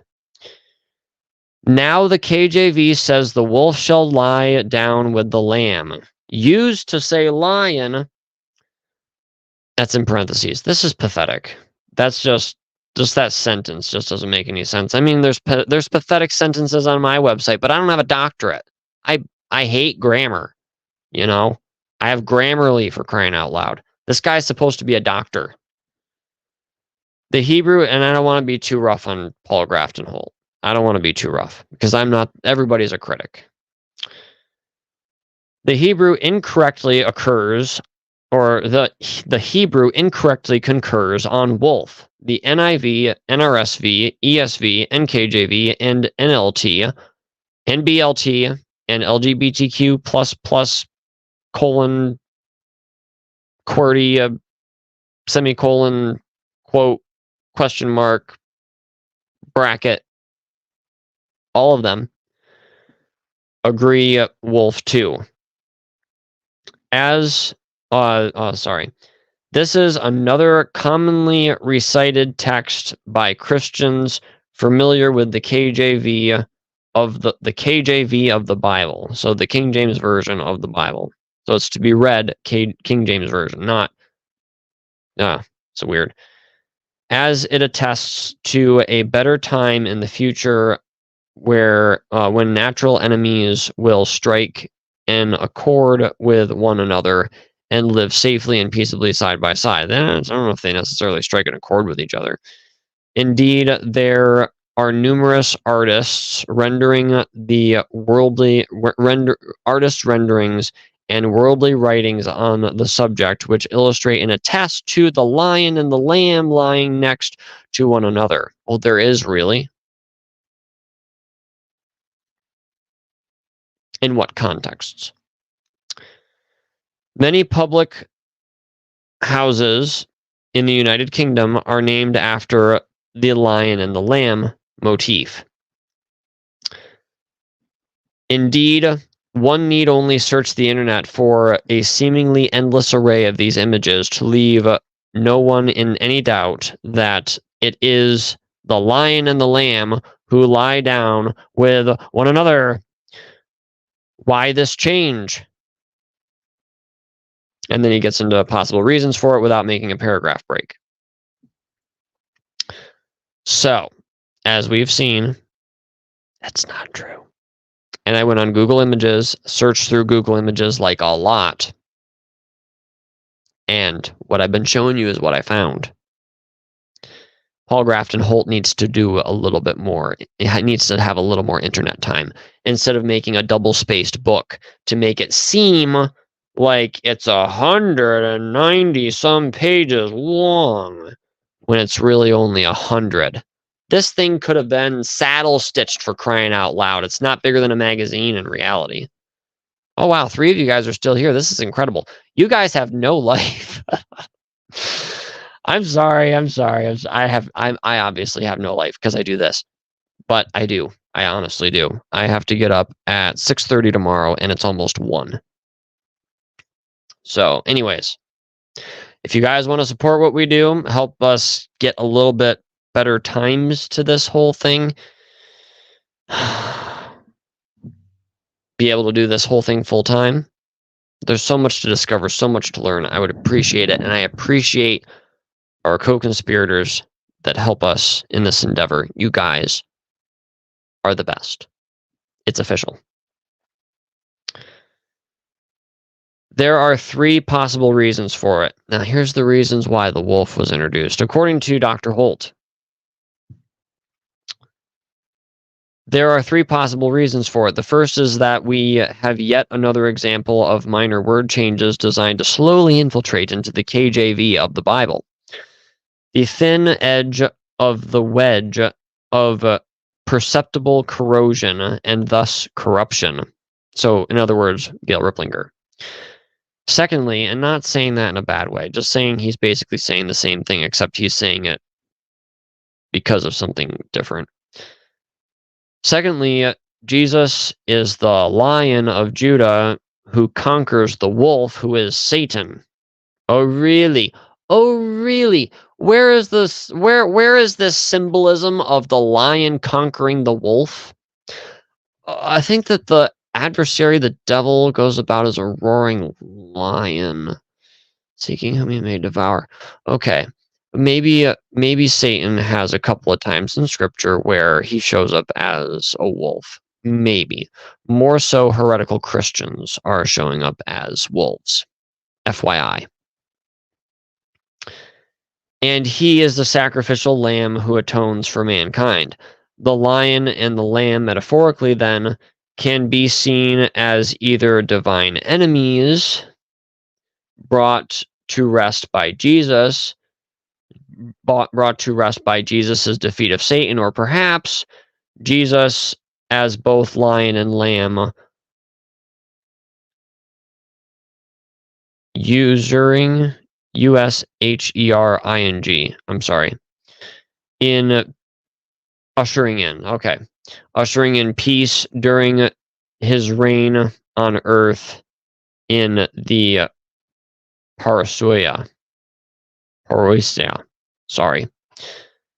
Satanists seek to invert everything in mimicry and mockery of God. For example, they invert the cross, yes they do, as seen on their t-shirts and jewelry, and claim 3 a.m. as the devil's hour because Christ is believed to have died at 3 p.m. Thus, if you are awakened around 3 a.m. with doubts about who you are, it is likely that you are under demonic attack. Yes. And also just being awakened at 3 a.m. is just a typical thing with human beings. It really is. I think that part of it is because we don't have the second sleeps like we used to back in the day. Our sleep cycles and waking cycles and naps and everything like this are crazy. And also a lot of supernatural stuff occurs in about 3 hours. So I'm going to go try to get to bed pretty soon. So in other words, he really has no idea. Because lion and wolf are not inverted. Sorry, they're just not. They're both predators of the lamb, but they're just not in the same verse. Anyways. Or at least not in the same part of the verse. All right. Thus, if you are okay, simply recite the failings of Satan, and you will find him flee from you very quickly. Oh, now if we invert Isaiah 6:11, we find 9:11, which warns of disaster to precede the imminent arrival of the Antichrist, as seen in the book of Revelation, chapter 9, verse 11. He doesn't say anything about Revelation 6:11 or 11:6 or what have you, because he says that you're supposed to invert Isaiah 6:11, and that's not what we're talking about. We're talking about Isaiah 11:6. Thanks, Paul. For those who would suggest that the change from 6:11 to 9:11 is merely coincidental, the author reiterates that Satanists' tendency toward inversion and mockery of God, and questions how anything could be coincidental in biblical changes. Okay, so there are a lot of biblical changes, I'll tell you that. I would say that a lot of them aren't coincidental. Some of them may even be, like the textual ones and stuff like this. They may be. It's hard to say sometimes, but they may be, because there's just so many different things that are affected if you change it here and not there, and it's a crazy, crazy world. But I will also say that Satan didn't write the Bible. So if you have a verse 6:11, why does it matter Isaiah to Revelation? And how does this bear on the revealing of the Antichrist anyways? It's giving us like no information. What possible incentive could the forces of evil have to alter the scripture unless their agenda is perverse? Of course, because if it was if the Antichrist's agenda was a little bit more, a little bit more responsible and a little bit more moral, why would he have to change the Bible anyways? Yeah? So what are you trying to say? Why the change? There's still no explanation. Oh, well, it's because the verse number is like 9:11 upside down, which it's not. If you'd have to turn it like this, you wouldn't be able to turn it like this, like he's trying to do. You'd have to rotate it instead of, inverting it. He's saying he's inverting it. He's not. He's rotating it. He's pretending, though, like he's doing, ooh, okay. So it's not tied with Satanism. That's interesting to note. Do Satanists invert the cross or do they rotate it? That's a good question. These then offer reasonable explanations for the change from lion to wolf to nullify the symbolic meaning of lion and lamb of the lion and lamb motif which the Bible seeks to portray. Huh? Huh? I would love to hear a big long podcast by Paul Grafton Holt about that last sentence. These then offer reasonable explanations for the change from lion to wolf to nullify the symbolic meaning of the lion and lamb motif which the Bible seeks to portray, because it already does. It does portray that motif. Isaiah 11:6 is not portraying that motif. It's portraying the wolf and the lamb and the lion and the ox and the kid and the leopard and the bear and the child and the snake and everything just being at peace. Nothing's being conquered. There's no battle between a wolf and a lion or something, and Mandalites love getting really demonic looking wolves and putting them on their thumbnails and being like, yeah, that's Satan being introduced into the Bible. Okay, because there's wolves all over the Bible, not just here. Okay, and like I've already pointed out, Satan's depicted as a lion too. Okay, so how do we know that you're not Satanists trying to make the Bible say lion now? Oh, you dirty dog. Oh my goodness. It's just embarrassing, the whole rotten nonsense. All right, we're almost done.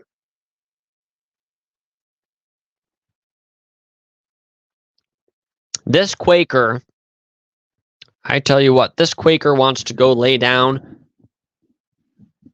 I don't care if it's in a sunny pasture with a lamb or if the whole menagerie is there. So long as the ox doesn't step on my face, I'm good. I just want to go to bed. Let's finish this up. Now, here's something interesting. This is a painting. No. Well, it is a painting, but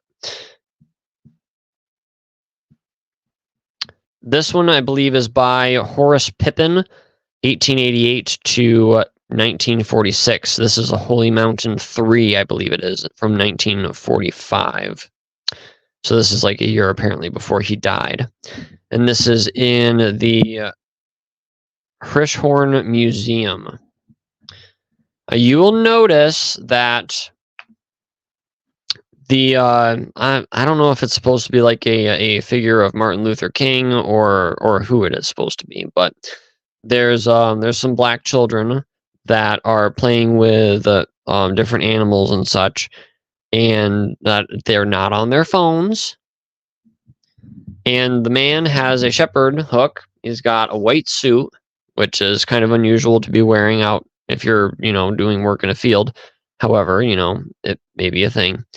There's also kind of there's a couple of different entities back here in the woods. There's maybe an old man, maybe somebody with a gun, maybe a tank or a truck, or I'm not even sure what's going on in the woods. That could even be Bigfoot for all I know. I don't know.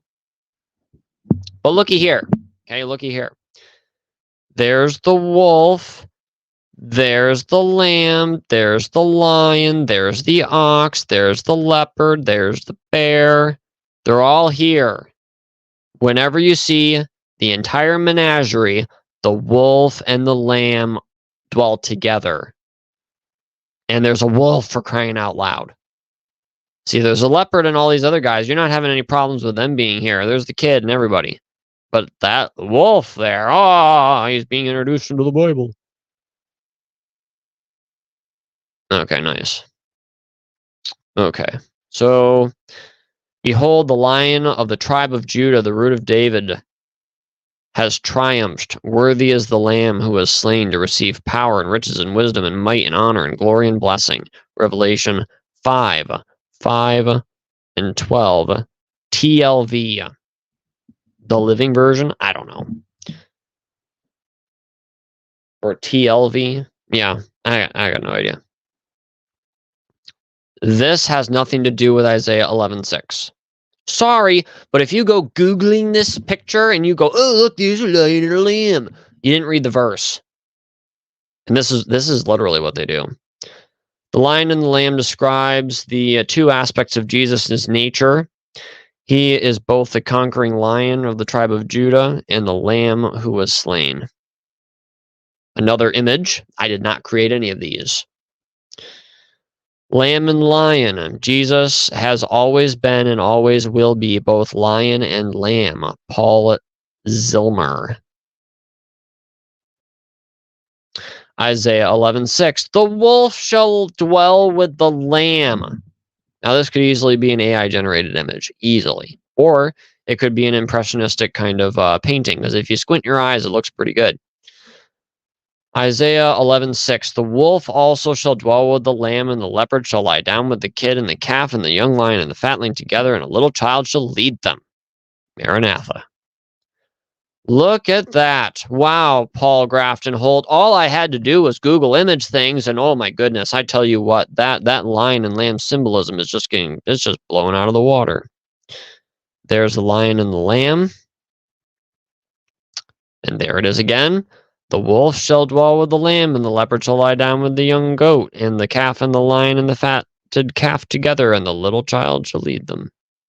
Isaiah 11:6. Isaiah 11:6 in Trajan Pro from 911 Ministries, or no, sorry, 119 Ministries, the chapter of the Bible about the Bible. Paul Grafton Holt 119. How's that for inversion? And it's got wolf shall live with the lamb. And there's art with the wolf and the lamb. I didn't make that. And there's a lion and the ox with flowers in their hairs. And it's got the verse quoted right over here, Isaiah 11:6. And the wolf shall dwell with the lamb.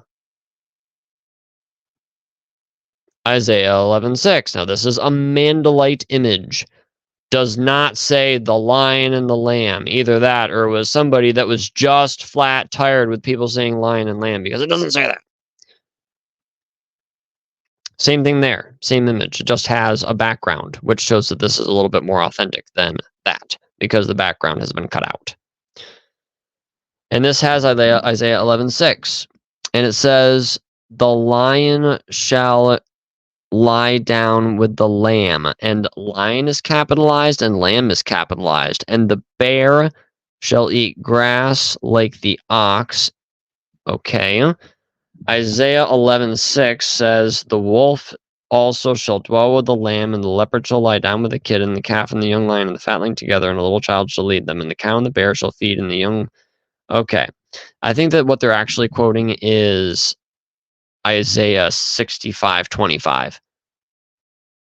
I'm pretty sure. And they just slapped Isaiah 11:6 on it, and capitalized lion and capitalized lamb, and capitalized no other word in the entire quotation.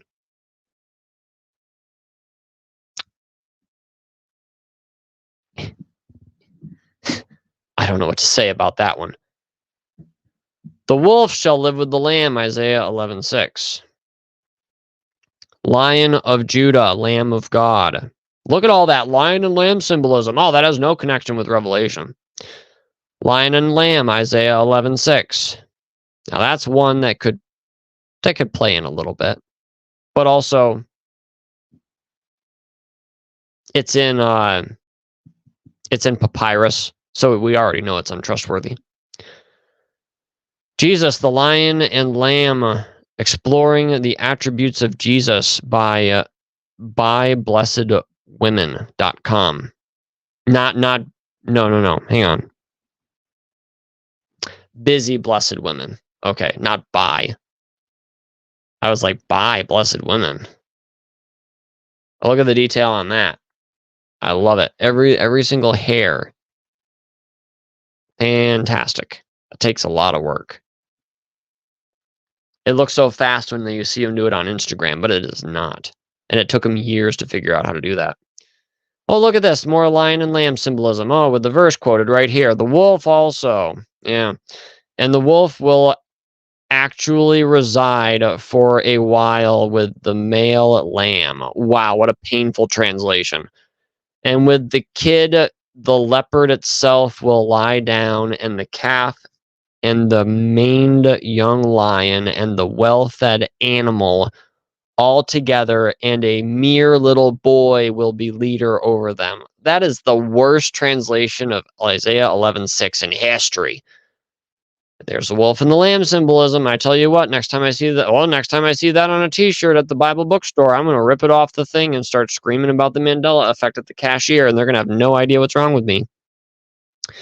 In that day, the wolf and the lamb shall live together, Isaiah 11:6. I was surprised. I mean, honestly. And here we go again. No menagerie, just a lamb and a lion and Yu-Gi-Oh! Isaiah 11:6. And the wolf will dwell with the lamb, and the leopard shall lie down with the kid, and the calf and the young lion and fatling together, and a little boy will lead them. Very, very nice picture and everything like this, but it says wolf, okay? That's not a wolf.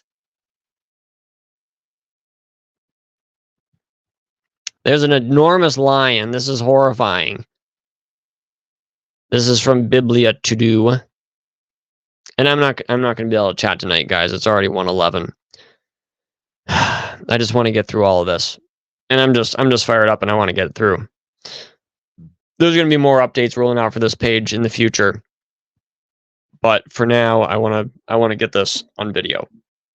The wolf also shall dwell with the lamb, and the leopard shall lie down with the kid, and the calf and the young lion and the fatling together, and a little child shall lead them. Poetic, not disgusting, like the other verse we just read. That was a horrible translation. Oh my goodness. This one just rolls off the tongue. It's amazing. But it says wolf. Still says wolf. Hang on a second.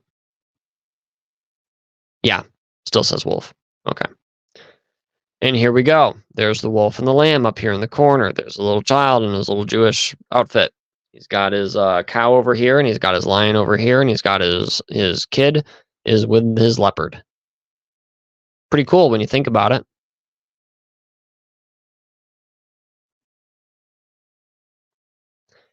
And look at that. There's the calf, and there's the wolf, and there's the lamb, and there's the kid, and there's the leopard, and there's the lamb. There's another lamb. There's a one lamb, and then there's a second one. One of them is with a wolf, like it says in the Bible, and the other one is with the lion, with a popular phrase. And there's our little kind of hermaphrodite looking guy. It might be a boy, it might be a girl. It's kind of hard to tell. If that little lump right there is hair, then it's probably a girl. But if his hair ends right here, it looks more like a boy. I'm unsure what to make of that. That's probably the lion's hip, to be honest. But anywho, hermaphrodites are very common in illustration. And here you have that seal again for, I believe,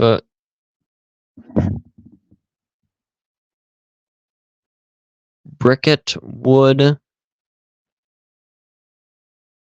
Big Sands, Ambassador College. So you have your child here in the middle with the banner. And the banner on the seal, you can't read it, but I'll read it to you. Hang on. The lion shall dwell with the lamb, I think, and a little child shall lead them in the world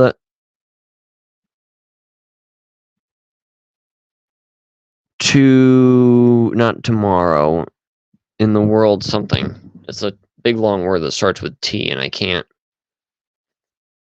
Hang on a second. Let me see if I can open this in a new tab.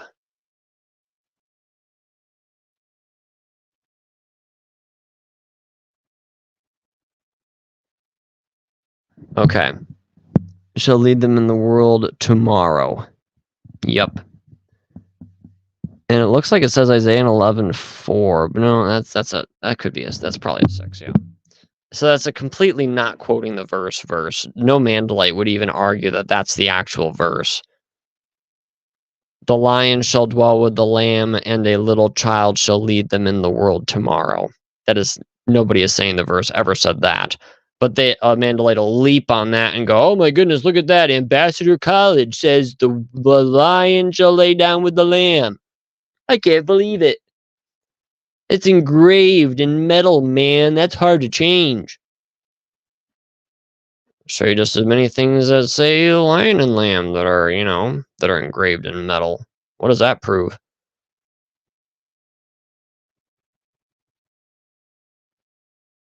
That's exactly what all those etches were that we looked at earlier. They're all engraved in a soft metal like brass or no, sorry, copper or something like that.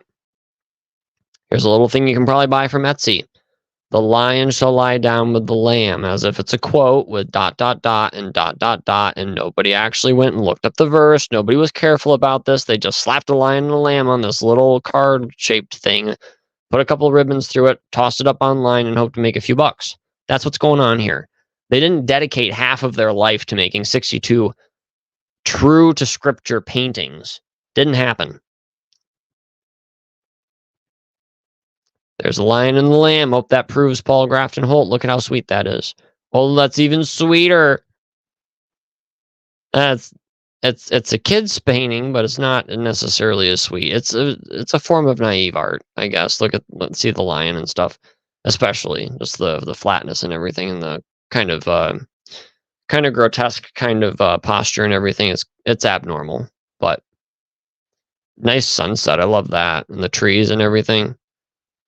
Not saying that it's deficient or anything, but it's characteristic of naive art without probably trying to be naive art. It may even be done by a college graduate who can do much better. But they're mimicking the idea of naive art. The lion shall dwell down. Sorry, no. The lion shall lie down with the lamb. Isaiah 11:6. Oh, indeed. Indeed. The lion shall lie with the lamb. They can't, if a Mandalite really tried to commit to any of these, they're worded so many different ways, it's insane. And there's the wolf and the lamb and the lion and a little child sleeping with them. Oh, so sweet. All these emotional pictures that are nice, but they're not trying to accurately represent every little piece of the verse. Now this one it's got the calf, and it's got the wolf, and it's got, I think, maybe a bear there, and it's got a leopard and a kid and a lion and a little child in its diaper. And then there's a little girl with a lion and a lamb and a wolf and an ox. So this is trying to get a little bit more close to scripture. So it's got the lion and it's got the ox, which are the two most prominent figures in Edward Hicks's paintings. And then you've got the wolf and the lamb, which are the actual pair, the actual couple that are leading up Isaiah 11:6. Oh, isn't that sweet? That's really sweet. Here's another one. The wolf will live with the lamb. The leopard will lie down with the goat, the calf, and the lion and the yearling together, and a little child will lead them. No reference, no verse reference. No little child, that is a full-grown lady. And there is a lion who really wants to be petted because he's a typical cat, and a little lamb who is skipping and playing and romping like a lamb and a goat would, Goats play harder, though. They do. They have a lot more energy and just are crazy. At least that's what I've heard. We had goats. We didn't have lambs. There's wow. Lion's got a bad hair day today. and then there's a lamb. No other menagerie, just the lion and lamb pairing for, reasons. Whoa. Okay, so this is where you actually have somebody who's going with Edward Hicks, is looking at, apparently this guy is Mark Daniels, and it's oil on canvas, 11 by 16. It went for $300. It's hand painted and framed by Mark Daniels. And this is where you have the naive art being copied in modern day. You have Edward Hicks being mimicked with, this long tail on the lamb, like we saw in the first image, and probably other images as well. I could probably pinpoint the exact painting that this would have been taken from, because there's only maybe 10 that actually have the wolf laying in this position with its legs crossed that way and everything. So it's just so obviously taken from Edward Hicks. And it just shows that somebody else is looking at these paintings. And I would love if this painting was made before CERN was even a thing. That would be hilarious. And there's another rendition of basically a copy or a mimic of Hick Baby and Animals Sold, oil on canvas, 30 by 30. $875, hand painted and framed, also by Mark Daniels. And there you have the wolf, and there you have the lamb, and the lion, and another lion, and an ox, and a leopard, and a bear, and another cow thing, and a child, and probably William Penn's boat in the background. Another Edward Hicks rendition. In this one, you actually have the lion with the hand draped over here, and this is the position that we found the kid, the goat, in. And he has little horns here, which also indicates that he's a goat, because I did not see the lamb actually portrayed with horns in the entire series by Hicks that I remember. So that's an odd pairing that you do not find often. You've got your lion, which also has a very, naive, cubic kind of looking face, and your kid. Very unusual. Another rendition of Hicks. Once again, the wolf. The kid's way over there in the same position we just saw him in. Lion, lamb, and child. So beautiful, so often painted, so, all of that and then some. And it's still not accurate and still doesn't prove the Mandela effect. Honestly, it just doesn't. We've been through it. See, even the face right here is upset that you still don't get it. See, eye, nose, mouth, teeth, chin, double chin. Alrighty. Another rendition of Edward Hicks. Again, you have the wolf and you have the lamb. Lamb is standing. Goat's kind of sitting on the leopard. The leopard's just like, what is going on? What is this goat up to now? And then there's the lion and the face with that chin, of course. Very, very Hicksian if you look at some of the early ones when he started getting into this kind of layout. You can buy a wolf and a lamb on a little piece of wood from this lady if you want. There's a wolf and a lamb right there. Oh my goodness. Paul Grafton Holt, what's going on? This is Satan. This is Satan. Oh, okay. Cool beans. Is it Satan there too? What's Satan doing in paradise again? Is that Satan?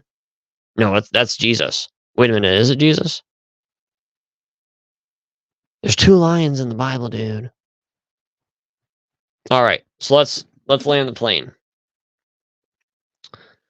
Septuagint has the Greek word for wolf right there. John Chrysostom also quotes wolves. Codex Sinaiticus, Isaiah 11, wolf.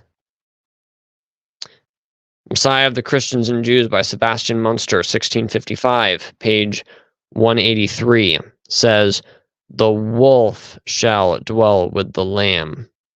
and the leopard shall lie down with the kid. And you can click the link there and check out the page yourself. Providence Gazette, 1820. Right here, it says, the wolf also shall dwell with the lamb and the leopard and, this and that. You, sir, will see it, but not here. This is Dr. Griffin's speech delivered on the 4th anniversary of the American Bible Society. The works of John Owen, whom Jeff Riddle has much to say. The works of John Owen, 1854. The wolf shall dwell with the lamb, the wolf shall dwell with the lamb, the wolf shall dwell with the lamb. 3 times on the same page. And there's the text. And you can go right to it if you click that link. You're welcome. This is not a small project, guys. This is not a small project. It takes forever. James H. Brooks, a memoir, 1897. James H. Brooks. The wolf shall dwell with the lamb, and the leopard shall lie down with the kid. Isaiah XI 6. Historical documents say lion. Sort of. Not when they're not being careful, they sure do. Below we have also included references to Isaiah 11:6, which mentions the lion. Does this demonstrate a loose sort of citation responsible for popular misconception? What do you think? Tell us below. Oldest reference in any language to lion. What I could find was there is no ancient reference of Isaiah 11:6 which says lion rather than wolf.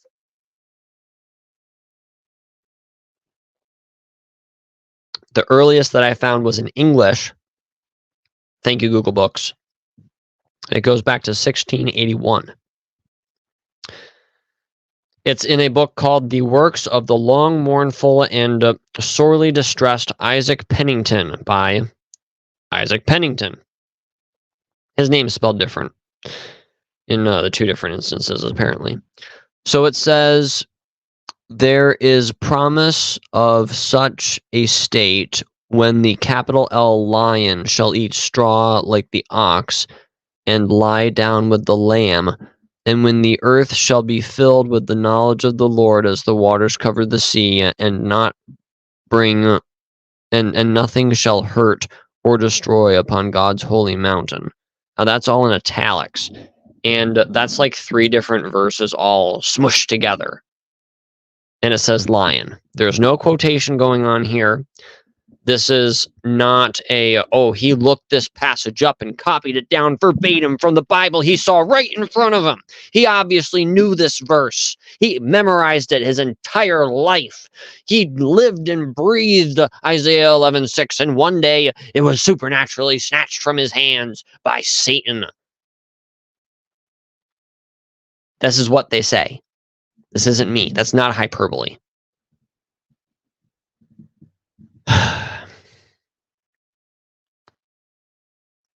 When the lion shall eat straw like the ox and lie down with the lamb. Capital L, lion, capital L, lamb, capital S, straw, capital E, earth, capital O, ox, capital W, war, capital W, weapon, capital D, den, capital C, cockatrice,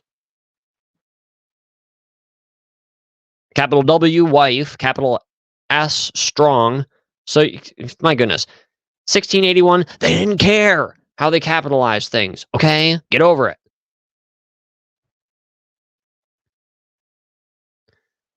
New York Magazine, 1796.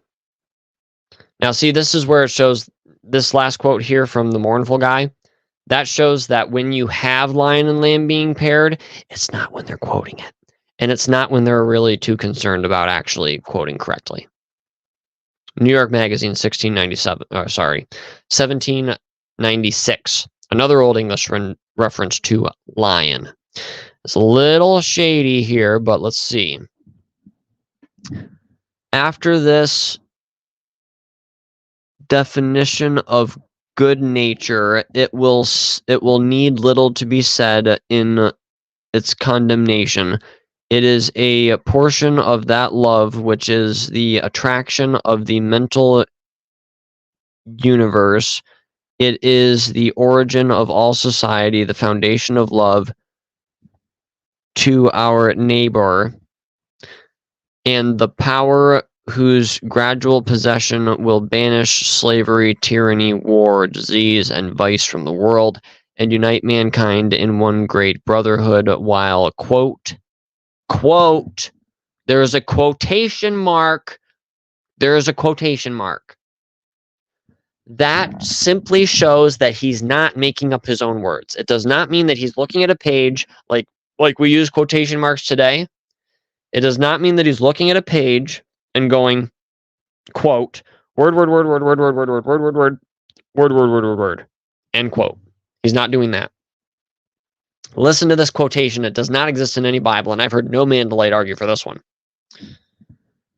Quote, the lion shall lie down with the lamb, and all tears shall be wiped from every eye, and all sorrow and sadness shall flee away. That's like a mixture of like Old and New Testament passages, for crying out loud.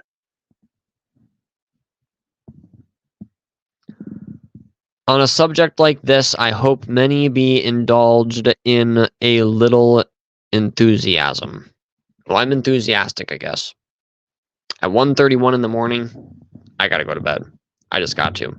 Essay on Good Nature, read at the Franklin Society, Philadelphia, March 16th, 1791, the New York Magazine or Literary Repository, page 407, volume 1. The Mormon Hymn Book, for crying out loud. A Mormon hymn book. This is by W.W. Phelps.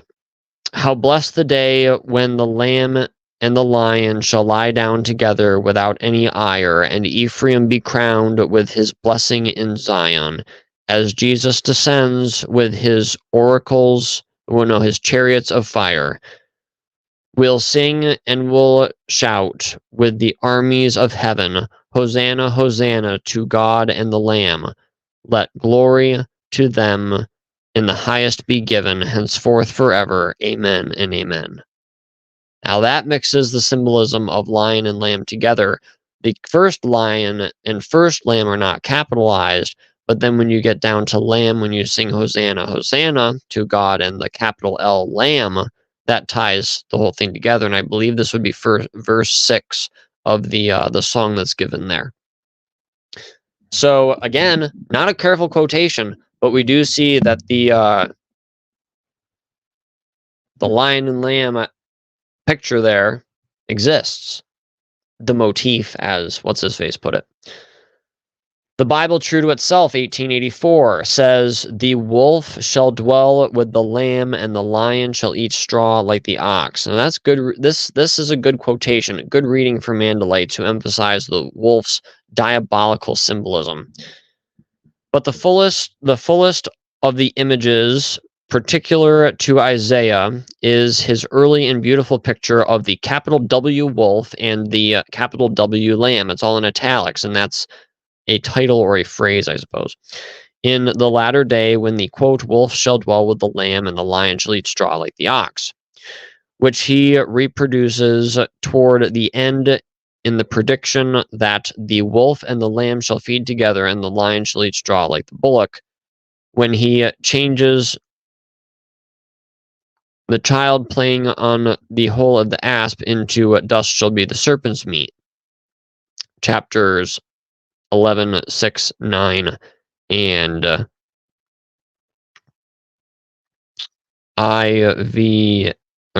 LVX 25. So that's 65, 25. Elsewhere, the lion and wolf are the emblems of ferocity, both of them. The ox and the lamb of gentleness. But except in Isaiah, neither in the Old Testament nor in the New is the one transformed into the other. Not indeed the wolf's outer clothing of fur is changed. Now, I want to look at the whole context of that one.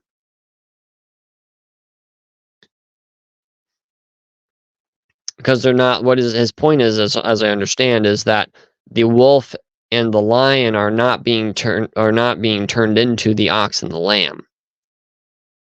They just get along because the creator is there with them.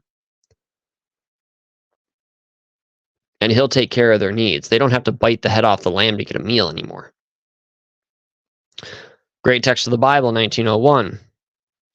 Old reference to wolf and lamb and to Jesus Christ and the lion and the lamb in the same book. So that's an interesting one to look at. So personally, I think, now this is also another one which was recently published, and it is very interesting about how the phrase lion and lamb and wolf and lamb have interacted. It's a little hard to read. Let's see. I don't know if I can open this in a new tab and read it to you.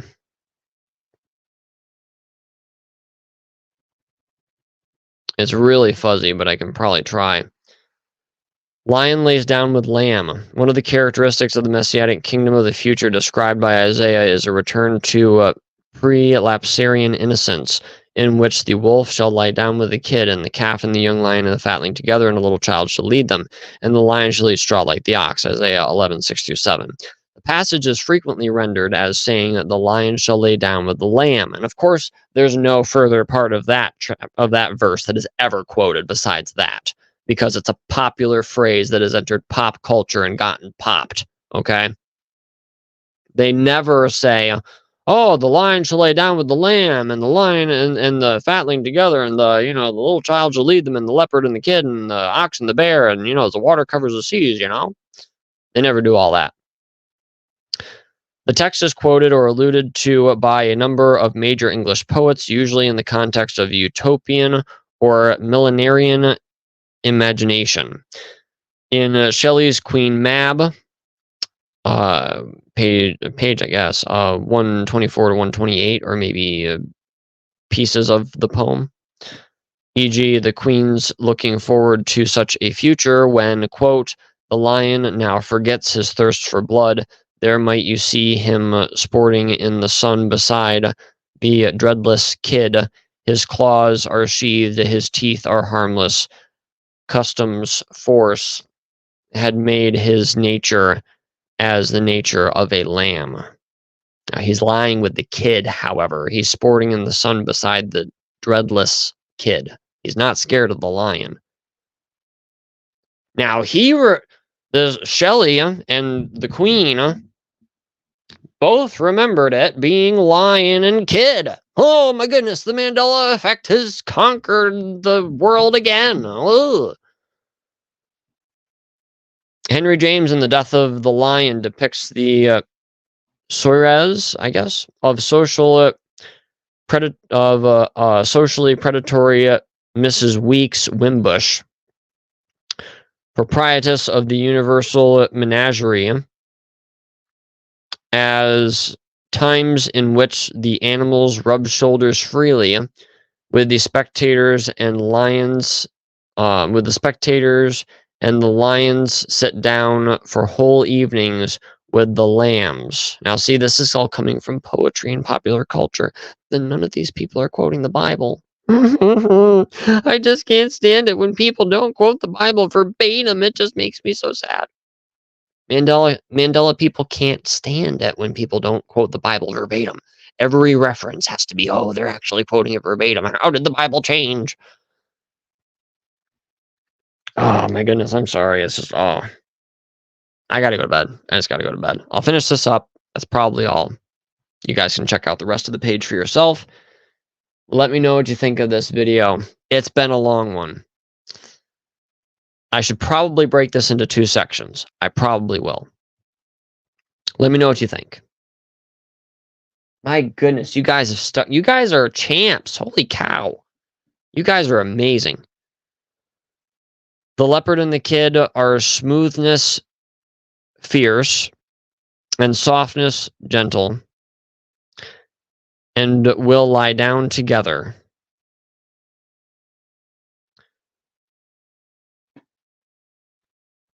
I think that that's probably how the music is played, is fierce, and I'm not quite sure what that is all about.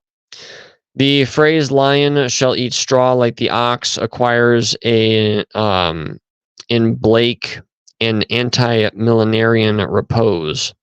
One law for the lion and ox is oppression. One law for the lion and ox is oppression. A memorable fancy, cf. Whatever on Reynolds' discourses, such and such. The relationship between the kingdom of God within the Messianic millennium is quoted in Anthony Hetchett's Pig, where also the iconographic association of the lion with St. Mark the Evangelist and St. Jerome the Translator is recalled. And all things be redeemed, the suckling babe lie safe in the serpent's home, and the lion eats straw like the ox, and roar its love to Mark and to Jerome.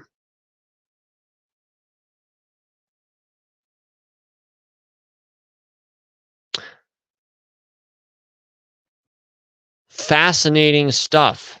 Wow, I zoomed in there pretty far, didn't I? Let's zoom back out of that.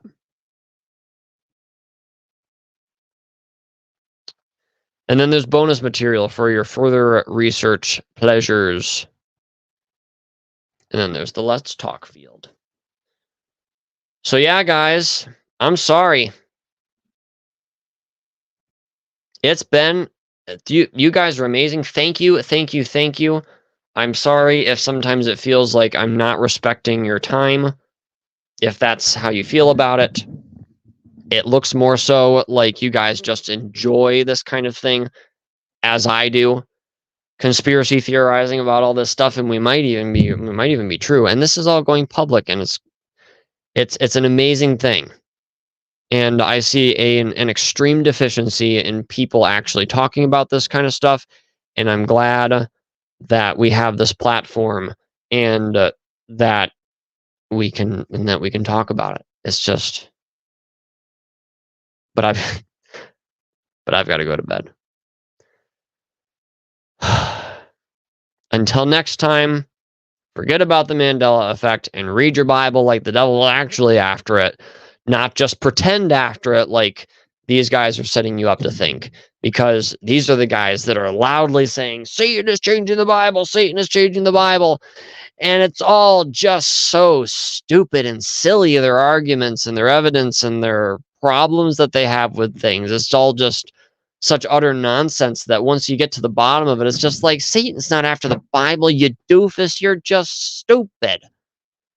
That's how you walk away from these things. You're just like, I did a little bit of research, this much. Somebody goes, oh, I'm a Mandalite, and then maybe I should look into this, and they look into it, and it's just the weird stuff. Okay, there's a lot of supernatural things that happen, magical things that happen, and it's not the Mandela effect. It's not. That's why I say the only thing that's valid about the Mandela effect is the Mandela phenomenon, because the phenomenon has a bazillion case-by-case causes and explanations. The Mandela effect, it makes it sound like something's doing the affecting, and it's just one thing does all of this magical stuff. It does so in your own opinion and nowhere else. I'm going to bed. God bless, and read that King James Bible like the devil's after it, because it truly is a Bible version conspiracy. See you guys next Friday. We're going to be on our trip.